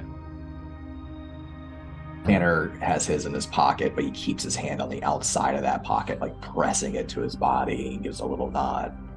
Oh, was it Gabriel? Yes. Okay, Gabriel, you've Uh-huh. been here a while. Is there any sort of formal greeting to these that we do? Or Just not really. Just do what they say. Wait, Where they talk? we talk English? Yeah, no, it's like in your head. Oh, that's unpleasant. Where's the rest of your crew? They are at the they call it the enclosure. It's like a ship graveyard. That's where we're staying. Oh, we get to go to an enclosure. That's promising. Yeah, we have here's welcome to the city, and he pulls up a very crudely drawn map on a piece of paper, and there you are. Oh. This looks so much like Heather's. Okay. You can see. Oh, I don't like that elder things area. You can see there are certain areas. Oh no, I accidentally exited my roll 20. There are certain areas here on this map that we've made. We will be staying in the human living quarters. There is the most of the city is under rubble. We are different depending on your skills. You will be set to work in a certain area of the city. Most of us are on rubble clearing duty, but if you are a very skilled craftsperson, you might be working in the lava forges or on the device. You don't want to go by the Shoggoth pits. It's not nice there. So many eyes. What is a and the- Shoggoth? It's just this writhing mass of darkness and eyes and darkness. He pulls himself out of it. We met one. I'm sorry. It brought us. Oh yeah, here. they bring down ships sometimes. I guess they found yours. Sub. It's nice. They probably won't let us keep that. Yeah. Let me take you there. We are next to the ships already. That area is off limits. You'll see on the ground. There's little phosphorescent glowing lines. The areas that are blue are okay for us. Green is okay with supervision, and don't go in the red. Don't do it. Red, yeah. Yeah. Don't go in red. Okay. Okay. Yeah. Right. Simple Follow me. Uriah would Okay. look over at Tanner. Red means stop, right? Yeah, right. Fuck. He pulled the map away, right? He just showed it to us for a second. Yeah. You pointed out a couple things. So silly. Tanner would try just for a moment to pull up the camera just to get a shot of that map. Sure. Yeah. Even if it's shaky for a Give second. me a camera check. You're a cameraman. Camera Oh, hey. boy.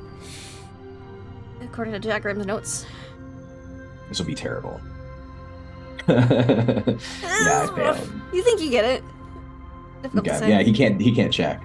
So he nods back to Uriah and he leans close because everything's starting to dawn on him. Like, they're probably not getting out of here. Are we going to be slaves? Like, what's going on? And he'll lean close to Uriah and ask, "Hey, do you know Leia and Hans? They end up together in the end?"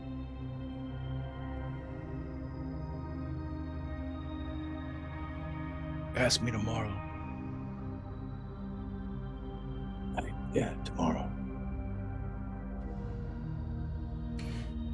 And Gabriel leads you towards these ships, these sunken ships.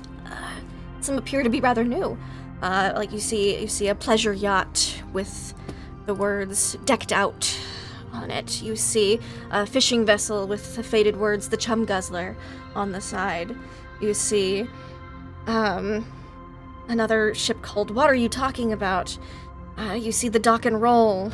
You see a kind of interesting different yacht named the Peer Pressure there, which seems to have faint illumination to it. There's these phosphorescent tubes, which are embedded in the ground in places and sometimes pulled out of the ground and wrapped around things to provide light. They almost seem to be made of a gelatinous substance as well, and if they're bumped or touched, they glow a little brighter for a moment, almost like bioluminescence. Glows more when disturbed. And you almost see like a swirling as if water is constantly being pumped through them to constantly keep it disturbed to provide this faint glow. And you're taken, and before you cross what appears to be a threshold of a little blue line you're in a green area right now, you see one of the elder things approach the four of you, and it tilts its starship again, its weird starfish-like plant-like head, and focuses eyes, and it looks at each of you, and it's going to reach out a small thin tentacle and touch the professor. Professor, do you move out of the way, or do you allow this to happen? I mean, if something comes towards, I'm going to instantly go like that. Gabriel's like, oh, they're trying to. He probably would because he failed his sanity, and this is like, I want to learn everything. Oh, you're gonna learn so much. So he will kind of like go like that, just initially, and then slowly let it touch. Yeah. Make me a power check. Only good things come from this. Beautiful. Your mind instantly is sent reeling. You it's like you're living your life really rapid fire. Just like your memories are flashing before your eyes as they're being read by this creature. They're being viewed. Certain things of interest are being focused on more than others. Particularly your knowledge base. It seems intrigued by your time at MIT. What is a memory that the professor doesn't really share with anyone? Something that he prefers to keep to himself. Good or bad? What he did during World War II. He was an intelligence officer for the Allies, essentially a spy, and was in Europe. And he had to he wasn't much of a fighter, although he has killed people, but essentially he was put down in Europe and was behind the lines, intelligence gathering and all that jazz. You see those memories bubble to the surface, ones that you've pushed down a bit, as if read fresh and new. And right before you're sent back to yourself, again, it's a reeling feeling. Your stomach lurches. It is a lot. It is a lot to take in. You get a sensation, words almost. You're being assessed, is what it feels like, and you get the feeling of assessment. Aged, feeble. Cook needs new assistant. Cook's assistant. Perhaps knowledge useful. Later consultation. And you are back to yourself. There is cold sweat dripping down your back. Oh, he's vomiting. He's like... Yep. Gabriel nods and just kind of just gently pats you on the back. That's normal. For first time, we're all going to have to get assessed. They don't... What? And then who is next? Who does the tender go to next? I'm gonna roll a d3. Let's see. Doop, doop, doop. Let's do the order people exited the sub. Wash. Little tentacle comes towards you. Ooh. Okay. Well, Wash would just kind of not really want to, but he doesn't really move. Power check. Power check? Power check. Oh. It's not quite as bad for you. You still get the sensation of your memories being dug through a bit, but you're able to keep a couple of them hidden. What is a memory that Wash is able to keep hidden from this examination? From this examination? Yes. A memory. What about, just like a rapid fire of how he got here, of meeting a certain MIT tech in a bar and becoming friends and getting photocopies of a manual of that friend telling them when the sub was going to be shipped out, and Wash sitting on the side of a road putting nails in the road every day until a large truck goes by and gets a flat tire and he gets a job as a sub pilot. All right, you're able to keep that away from the elder things. As again, you're also got some cold sweat, but you feel you're not quite as rattled as the doc was by this. Uriah, you're next. His tentacle comes out towards you. What would you like to do? You let it happen? Yeah, he doesn't shy away from it. In fact, he leans into it, almost like just in a way to kind of like pump himself up a bit, and just almost like he's headbutting it as it comes in. Your enthusiasm is noted. Yes. And could you make me a power check? My rolls will help you. Oh shit! Ooh, it's a green one. It's a green one. That's great. Yeah, you were much like Wash. Maybe it's because you've braced yourself for a little bit more. What is a memory you were able to keep hidden from these elder things? There is what looks to be like a workshop, maybe a garage of some suburban home. Mm-hmm. And there's just little projects everywhere, like little bits and bobs of, inventions and shit like that. And Uriah's there, and he is wearing a suit, and his hair is shorter and it's kind of parted perfectly. And he is crouched over the body of a 20-something punk kid. You can tell he's got a mohawk and tattoos. And he reaches down and kind of jimmies out of the kid's back pocket. And he pulls out a wallet with a chain attached to it. And he flips it open and he sees his California driver's license that says Uriah Pendergast. And that's what he keeps hidden. Oh, I love it. Again, cold sweat, chills, but you feel like you were able to withhold some stuff. Tanner. Best for last, right? A tentacle snakes out towards you. Do let it happen. Yeah, I think Tanner doesn't move at all. He wants to pull away or push forward, but instead he just grips everything he has and squeezes his sides as hard as he can as the tentacle comes in. Power check.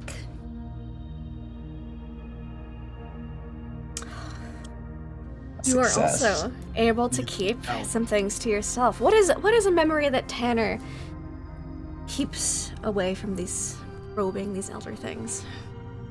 You hear knock, knock, knock on the outside of a bedroom door, and Tanner pushes into his sister's bedroom. He's got a UCLA sweatshirt on. He looks around, he calls out his sister's name, but he doesn't see her in there. There's some sunlight coming in through the window. He goes over to the dresser and he sets down Psychology 201 book onto the top of the dresser, and he sees an unmarked VHS videotape there. And he picks it up and he kind of turns it over and looks at it, says, and without thinking, goes to his sister's VCR, or the camera that's hooked up through her rig to the TV, rather.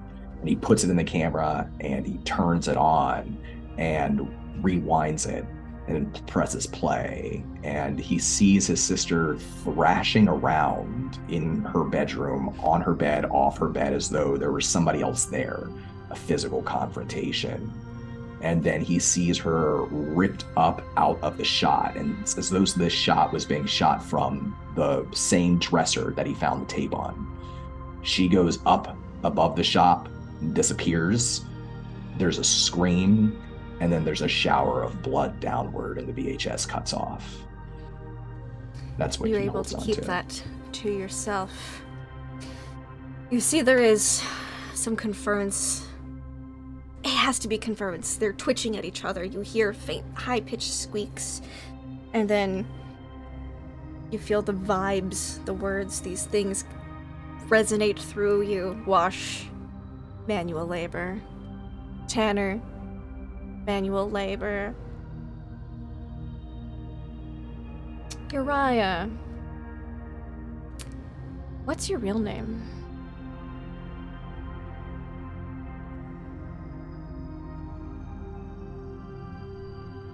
Victor.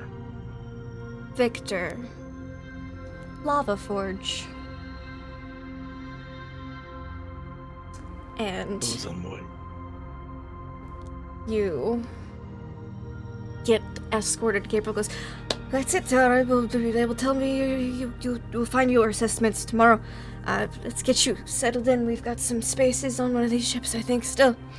And he shakily guides you through towards... He relaxes a little bit once in the blue area. There doesn't seem to be any of those creatures in this blue zone. This ship graveyard. He goes, "Welcome. Most of us here speak Spanish, but English has been picked up a bit. And so there's some foreigners, like yourselves, here, like Blake and his wife, Andrea. There's Disco, Lucas and Diego. Just come on.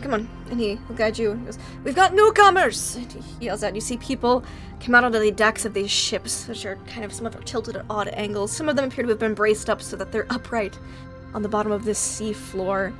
There are some people here, and they come out and they all look a little gaunt, a little ragged. They all look tired. And you get a lot of interesting looks, as if they themselves are praising you as you arrive. Gabriel goes, these are the new people. Introduce yourselves, please. And what your assignment is. Give him one. Hello, I'm Professor Marvin Howell of MIT. We came down here searching for a city, and I guess we found it.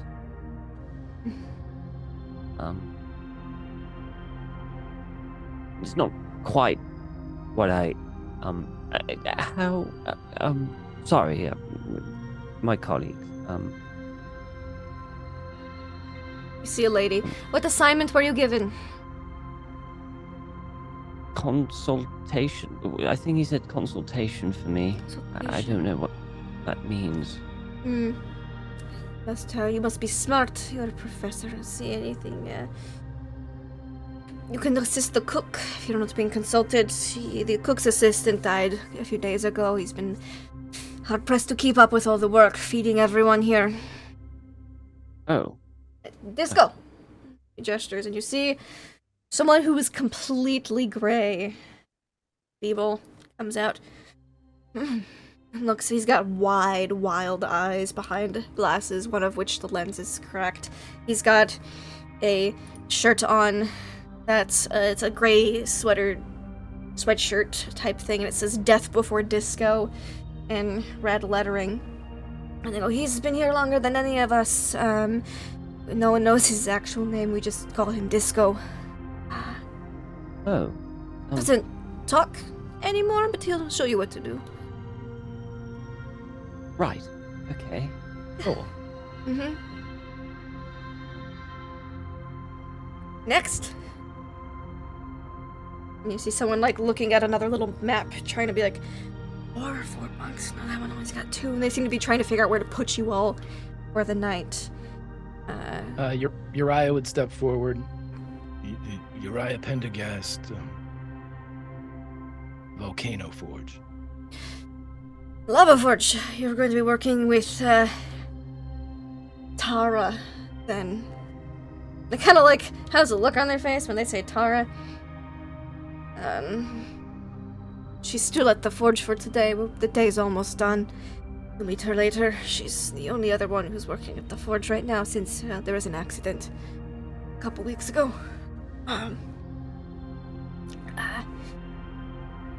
One points at Tanner. But you, kid? Tanner Huntington looks around at his friends or his, co-workers. I'm manual labor, I guess. Oh, we with most of us were excavating the old city. Moving lots of rocks, basically. It's like mining. Clearing out areas. Place is weird. What about you? Wants to wash. Oh, Wash Keys, sub-pilot. Okay. Gonna guess your manual labor too. Oh, yeah, you meant here. Yes. Yeah, it doesn't. What you were before doesn't have much of a difference. We do have someone who used to be a doctor, though. So if you need medical attention, you can see Lucas. I might need medical attention. I damaged. Don't have much supplies, but they do what they can. Lucas, we can go take you to see him. Let me give you a quick overview of the rules.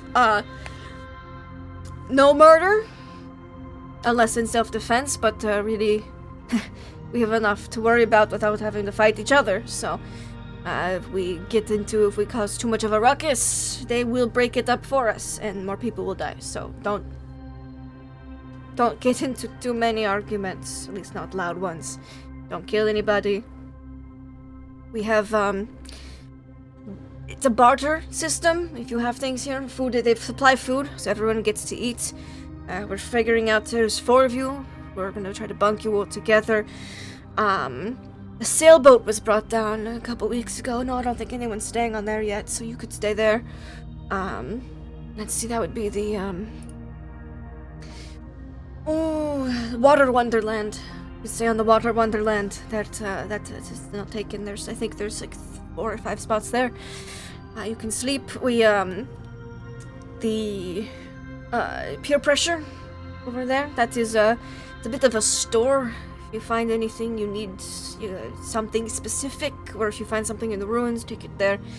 We'll get credit for something else that might be there. We can scavenge all we want off the ships, and if we can smuggle something away from the city, or if they don't find it of value, we can take that back with us. Andrea runs that. She's pretty fair, but don't piss her off. She's a very fiery woman. Aside from that, any questions? I have a few. Yes. How many of you are there?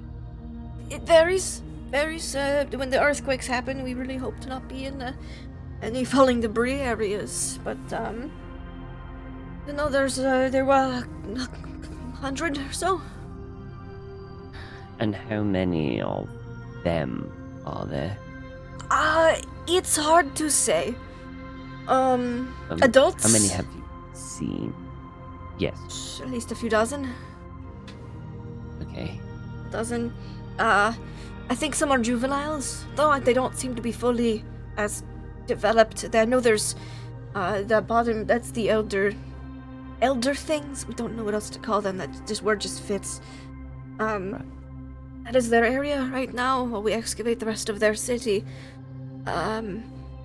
They have a nursery at the bottom level because it's closest to the foot of the volcano. I think it's maybe Funguino.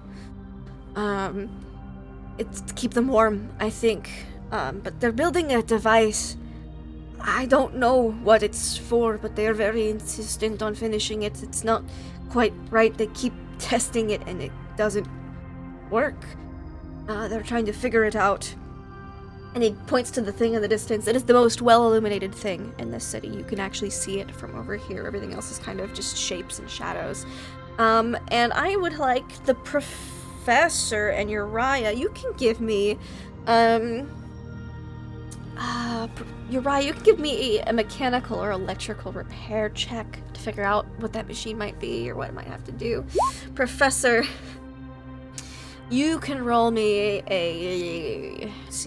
you've done abroad, you're also older.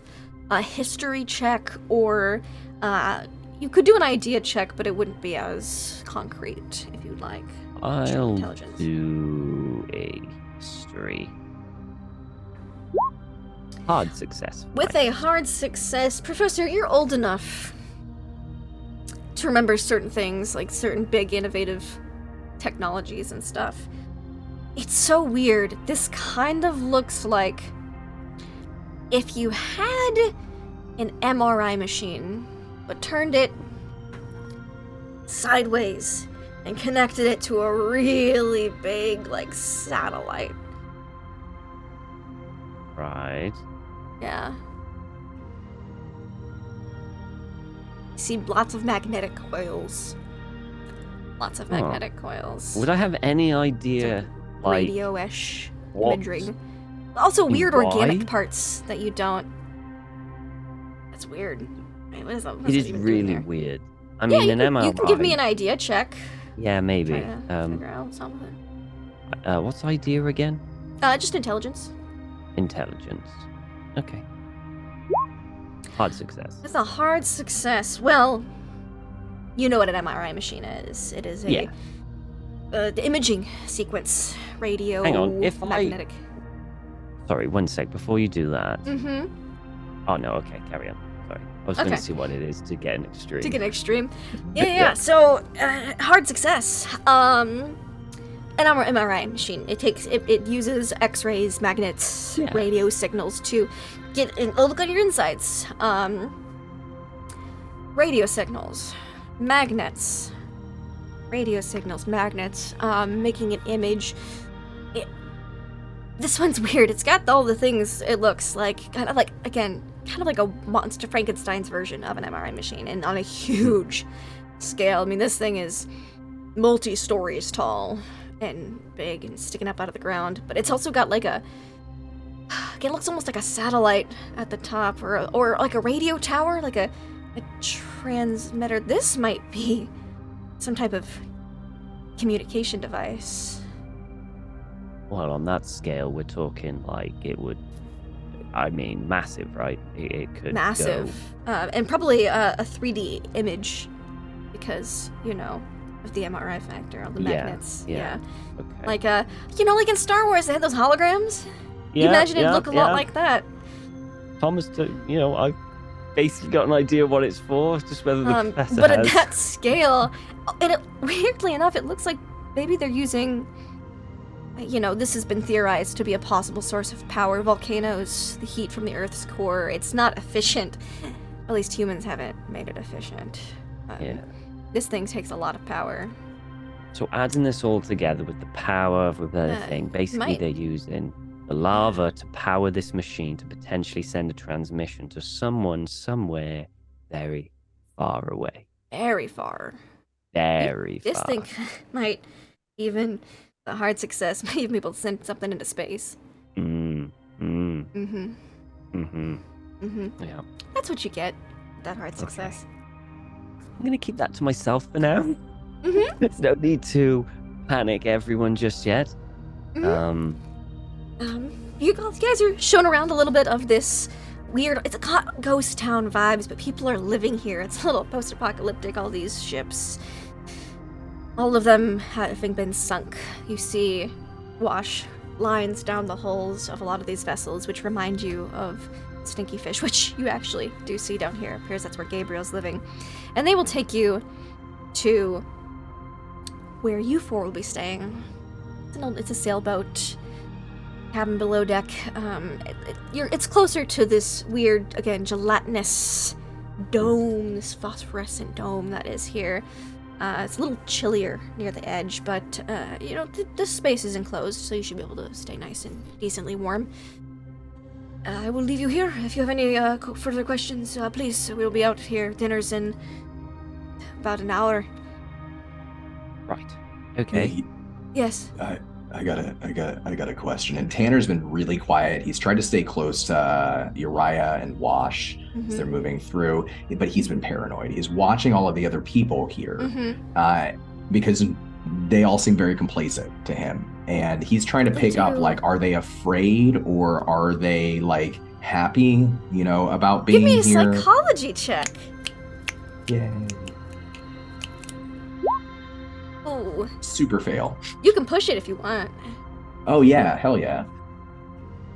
What do I need? I need to roll Hard like success. a 23 or something. 7. No. I super fail. Super fail. They don't seem happy. That even with a fail, that's a given. But they definitely seem subdued. That's about all you can get. Any more nuance than that is you're too much in shock yourself to be able to tell. Okay. Then he'll risk it. Raises his hand and asks, "Do they die? Have you seen, or anybody seen? Do they die?" I mean, there was apparently the cook, Disco, when he still talked, apparently someone said that they tried to coup. His group did. Said they brought one of them down, but everyone else died in the process. He said it was about 80 people. We all have been brought in since then, and he's been the only one left, and he doesn't talk anymore.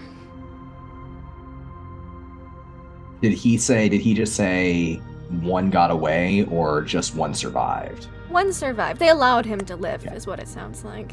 To let future people know. He doesn't say anything else, but his gaze shoots like straight lines to Uriah, then to Wash, and then to the professor. Thank you. They brought in this Shagas. I've not seen one of those die. They are terrible. Just absorb you. I'll let you know when dinner's ready. shambles away, leaving you by yourselves for a moment. This overwhelming place. It seems that the longer you're here, the more of a toll it takes.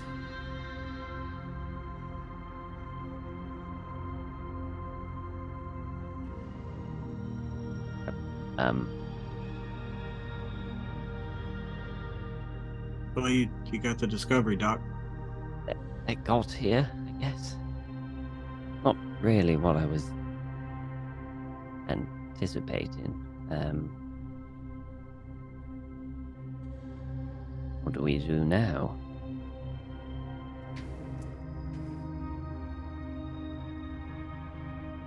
Well, how many bullets do we have? 12. I didn't count. 12-ish. Anna, have you ever fired a gun before? No. Well, of course not. Right. Uriah, have you? Yes. Could you possibly give Tanner a few pointers so he doesn't accidentally shoot himself? How No many offense, bullets? Tanner, but Not idiot. Doc, I get the I idea. know- You just you point and then you pull. it's beneficial for yourself, so that when you do point and, as you say, pull, that you have a chance to hit. I think it's a bit more than that. Yeah, but even if we do hit, we're going to be dead a second later. I think that's more of a last resort kind of thing. Well, Doc, if I'm taking a shot as a last resort, it ain't going to be at anybody else. Yes.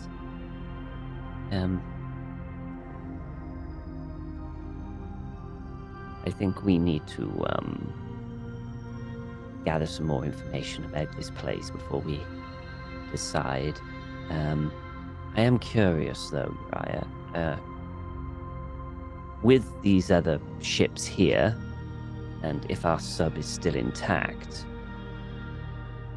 do you think possibly, with a few adjustments here and there, that you might be able to hook something up for us to, I don't know, resurface again? Sure. The problem is, as soon as we leave here, they grab us and bring us back. Yes, I was been thinking about that. It didn't seem to like the electricity. I was just thinking maybe if you could give something a bigger shock, should it try to grab us, this time we're prepared. Maybe it could give us an edge. I'll look around.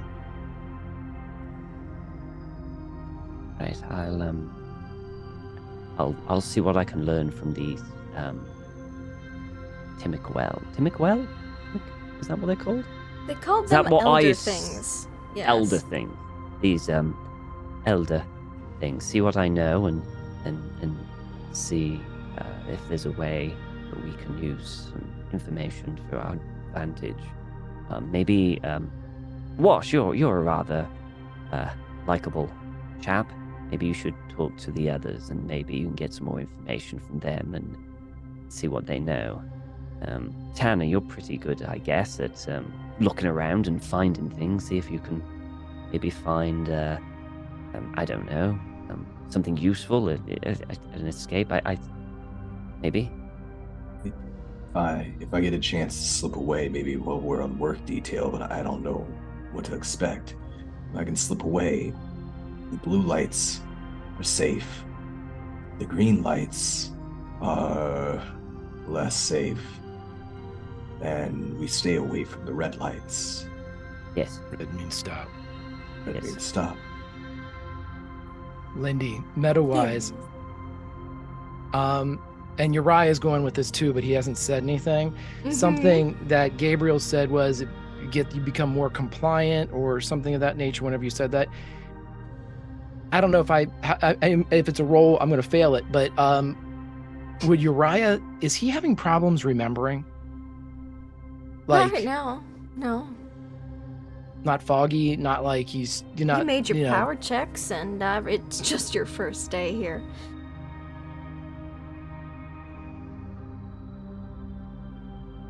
We gotta remember stuff. Yeah. Well, I've got this.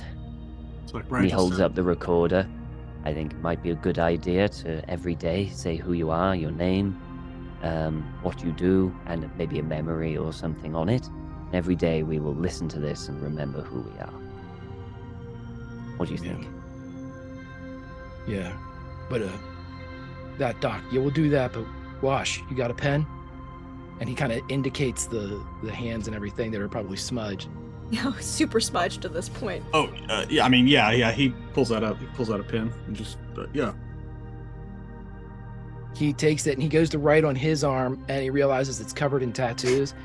So he takes, like with permission, takes Wash's arm and opens up his non-dominant hand forearm, or his dominant hand forearm. So if he's writing it himself, he'd have his other arm to write on.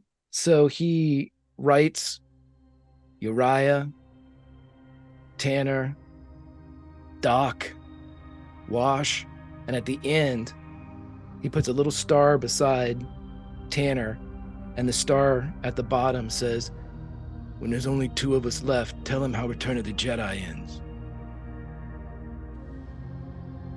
And Wash looks down at that and kind of makes eye contact over his sunglasses and gives him a wink of just like being very solemn in this duty.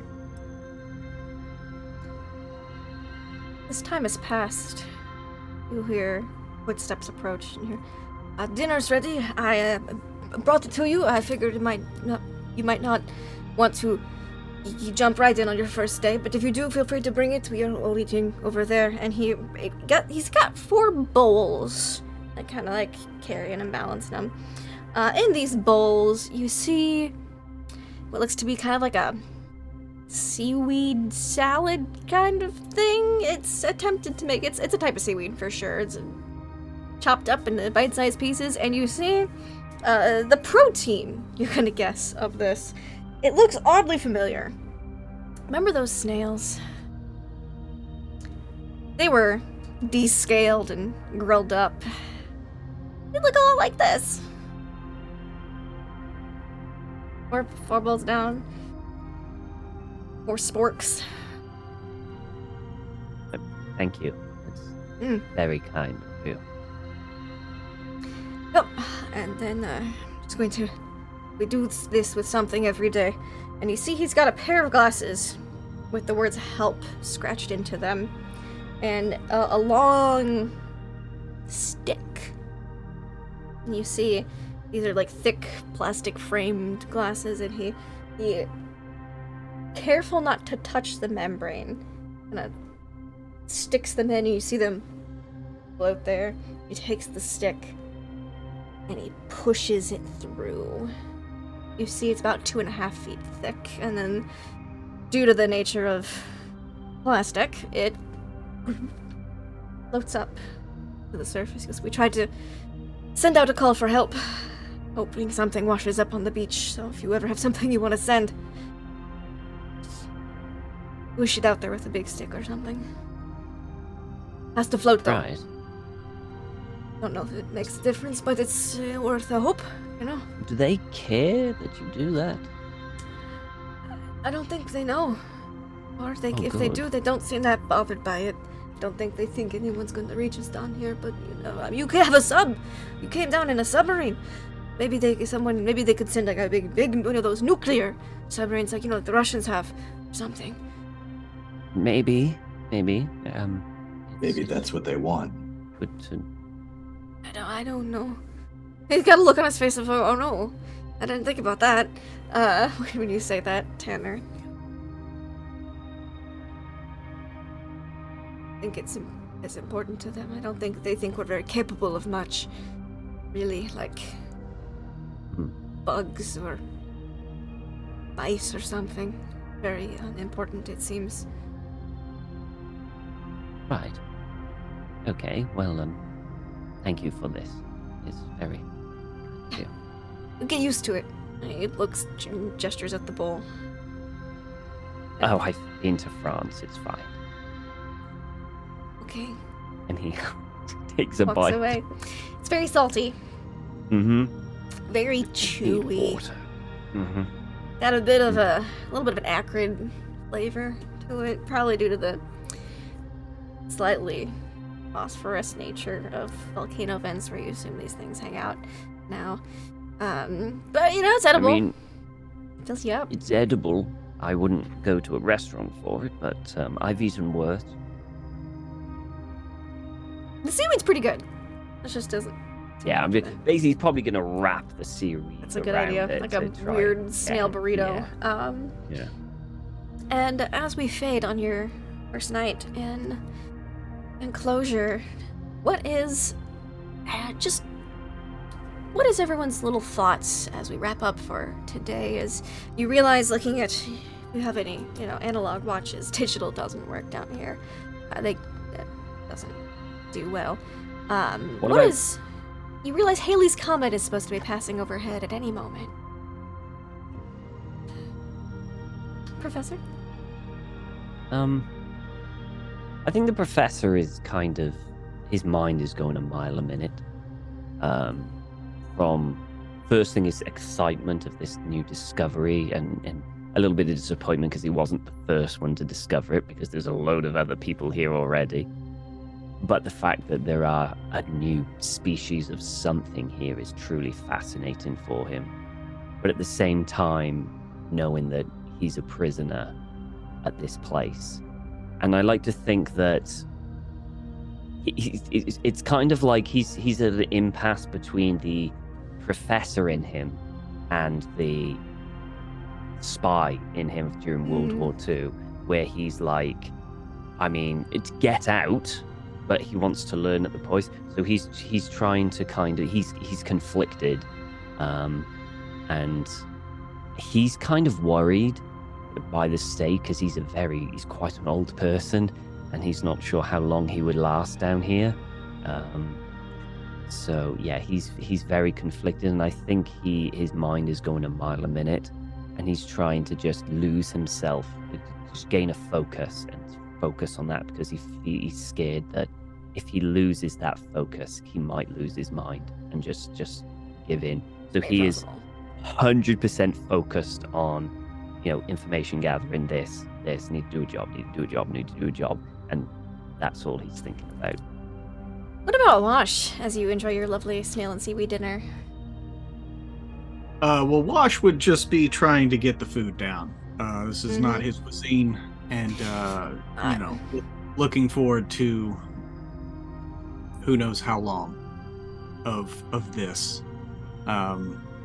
Hearing the words manual labor is like kryptonite to someone of his ilk, and he is striven quite exclusively to not do said task. So this is a very special kind of hell, and he's wondering how many smokes that Uriah has and if he will let Wash have one. But he doesn't want to ask now that he knows about the gun. Now that he knows about the gun. Speaking of the man with the gun, well, one of them, Uriah, going through Uriah's mind at this point in time. I would say that Uriah would be very quiet, but what Uriah is thinking about is he's trying to figure out what he can, salvage from the different wrecks that is both buoyant and capable of withstanding the pressure. And he's going with the approach of, if they can't get out, the message is the next best thing. And he's just trying to think of how to get something to the surface that will be noticeable. And his mind is just going through that. Just not in English. Just not in English. Someone whose mind is probably in English would be Tanner. Tanner, what's going through your mind? Tanner's sitting there with a bowl on his lap, all of the food inside of it getting colder. And he's thinking about his sister, how no one believed him, even when he showed people the tape, that it wasn't just some home movie project. Even when she never showed up, it was fate. and how he's been driven by this idea of finding something, of proving that there's more to the world than what people realize, to the point of putting himself in dangerous situations. He's been doing it for a couple of years now. And here he is with footage of what this place is. And the only thing that he wants is to get back to the surface, to get out of here, to watch Return of the Jedi with Heather and change his life, leave this behind. And he thinks the only way he's going to be able to do that is by finding a way to break free and snoop around. It's the only thing he has to offer. Wash and Uriah and Professor, they're all much smarter than him. They're all much more capable than him in this situation and in most situations. And that's all he has to offer. So he's thinking about that. And he looks around and he takes the bowl in his lap and he turns it over and spills the slop onto the floor. And as we close on that scene, we close on this episode of Mysteries at the End of the World. Thank you very, very much. Surprise! You went down, but you haven't come up. So we're gonna go around. We're gonna say who we are, where we can find you if at all on the internet, and what your favorite moments from tonight's game was. We're gonna go in the same order we went around. So, our good professor, how was tonight for you, Tom? Honestly, insane. It was absolutely insane. Yeah, I'm still trying to process it. The problem I have now is I have to go to bed because I'm up early in the morning. Yeah. However, my brain is going a mile a minute. So trying to process it all. It was just so fun. It was just so fantastic. I mean, oh my God, one best moment? The fact that Wash wrote the entire manual on his forearm gives me such Arnold Rimmer vibes. Makes the spark from notes, Red Dwarf. You know, it's just fantastic. You know, I genuinely, so a part of me was thinking, obviously, Linda, you wanted us to go to the creature thing, and we just kept pushing back and back as we do. Yeah, look, y'all were fine. It was just taking you. There was a certain amount of time that it took to get you here. I am genuinely curious how many hit points that thing has, and if we rolled better, whether we could have shot the bastard off. Just look at Shoggoth in your free time. I'll do that. There's a compendium, I think, in this one. You can. It's not pretty. So it was fantastic. The whole thing was bloody fantastic, and I'm very excited. And now that I know the other crew, and now what they gotta look forward to, it's gonna blow their friggin' minds. It's gonna blow their minds. But myself, I am Hotflakes Tom. You can find me on Twitter, on Discord, and all that, basically, and stuff like that. Every Tuesday I'm on Modiphius playing Star Trek Adventures, so you can check me out there.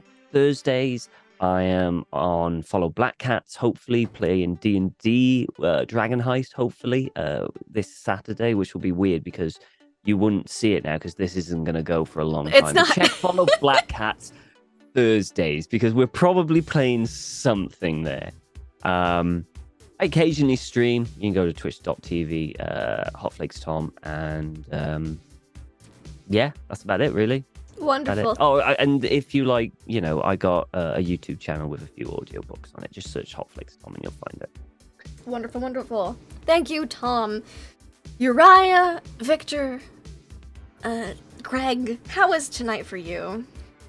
Oh, tonight was great. Playing Uriah Pendergast. My name is Greg.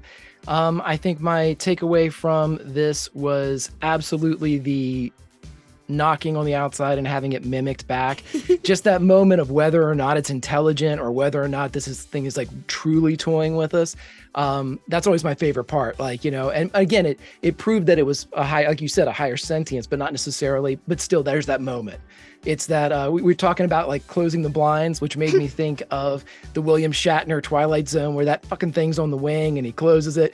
And so that whole vibe kind of hit for me right in those couple moments. And it was really, really cool. Yeah, you can find me over on YouTube, Warp Reactor. I do Star Trek and sci-fi reaction videos. So join me over there. Otherwise, make sure you're following Lindy and all these other fine folks. And other team, Godspeed. Yeah. The good news is y'all didn't go squish or run out of oxygen. It's surprise, it's slavery instead. But surprise, none. Tanner, how was tonight for you? I had a blast. It's hard to pick again one moment that was my favorite, but there's a lot of great cinematic moments in this session that I really enjoyed.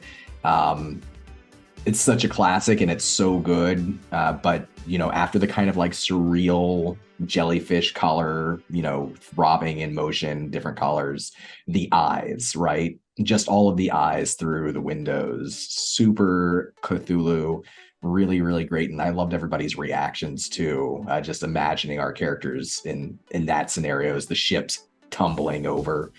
I love that. But I love the entire thing, all the character interactions, everything tonight was great. I'm very excited to see how next session goes. I don't have much sanity left, but let's do it. Wonderful. And of course, last but certainly not least, our expert, totally licensed sub driver, Wash Pruitt. How was tonight for you? It was so much fun. There are two movies from my childhood that for some reason I watched a lot, and tonight it converged on it as we found our way in Stalag 17,000 Leagues Under the Sea. And so I can't tell you how weird, like when it got to that and I realized like, oh my God, we're in a fucking prison camp basically.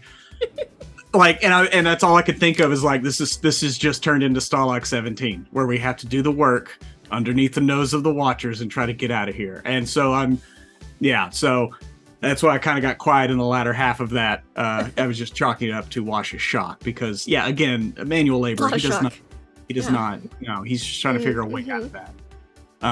But yeah, absolutely great. I mean, you can tell that we've played a lot together because one thing I do love about this group is how easily we pick up on what will be great, like 2-3 note jokes throughout the episode. And the fact that we are really good about that, whether it's the Star Wars trilogy or red meaning stop or, you know, insert whatever here. Like I love gaming with y'all. So thanks for having us.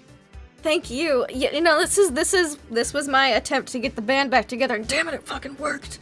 Yes, you know, worth it. # worth it. And then I get to subject a whole nother crew to the aftermath of y'all, and it's just fucking beautiful. I can't wait. They're already fucked up, kind of up top. It's hilarious, and I love it. And now I'm getting to learn about what's going on underneath for when they eventually either willingly bring themselves down here or find themselves pulled down here as well. But you know, at least there's an intact submarine. I was like, man, if they like puncture that hole themselves, they're gonna be extra borked. But you know, you didn't, so that's great. For future y'all or them or who knows, at least so many people will fit on it. So it's great. Thanks. My favorite moments of tonight's game was just all of y'all's reactions to like, oh yeah, it's been kind of fun, stuff's been a little weird, and then like shit just hitting the fan tonight. Like everything was like, it was a sanity nuke, I understand. Lots of sanity checks were failed because everyone except Wash decided to dumpstat that one in this playthrough apparently. I'm still almost 50, so. Yeah. I know, you might be the only survivor by the time they get here. You know, depending on how many days it takes them to get down here and maybe rescue y'all, depends on who might be standing still. I don't know. Let's find out. Thanks for watching. Until next time, have fun and play games. Goodbye.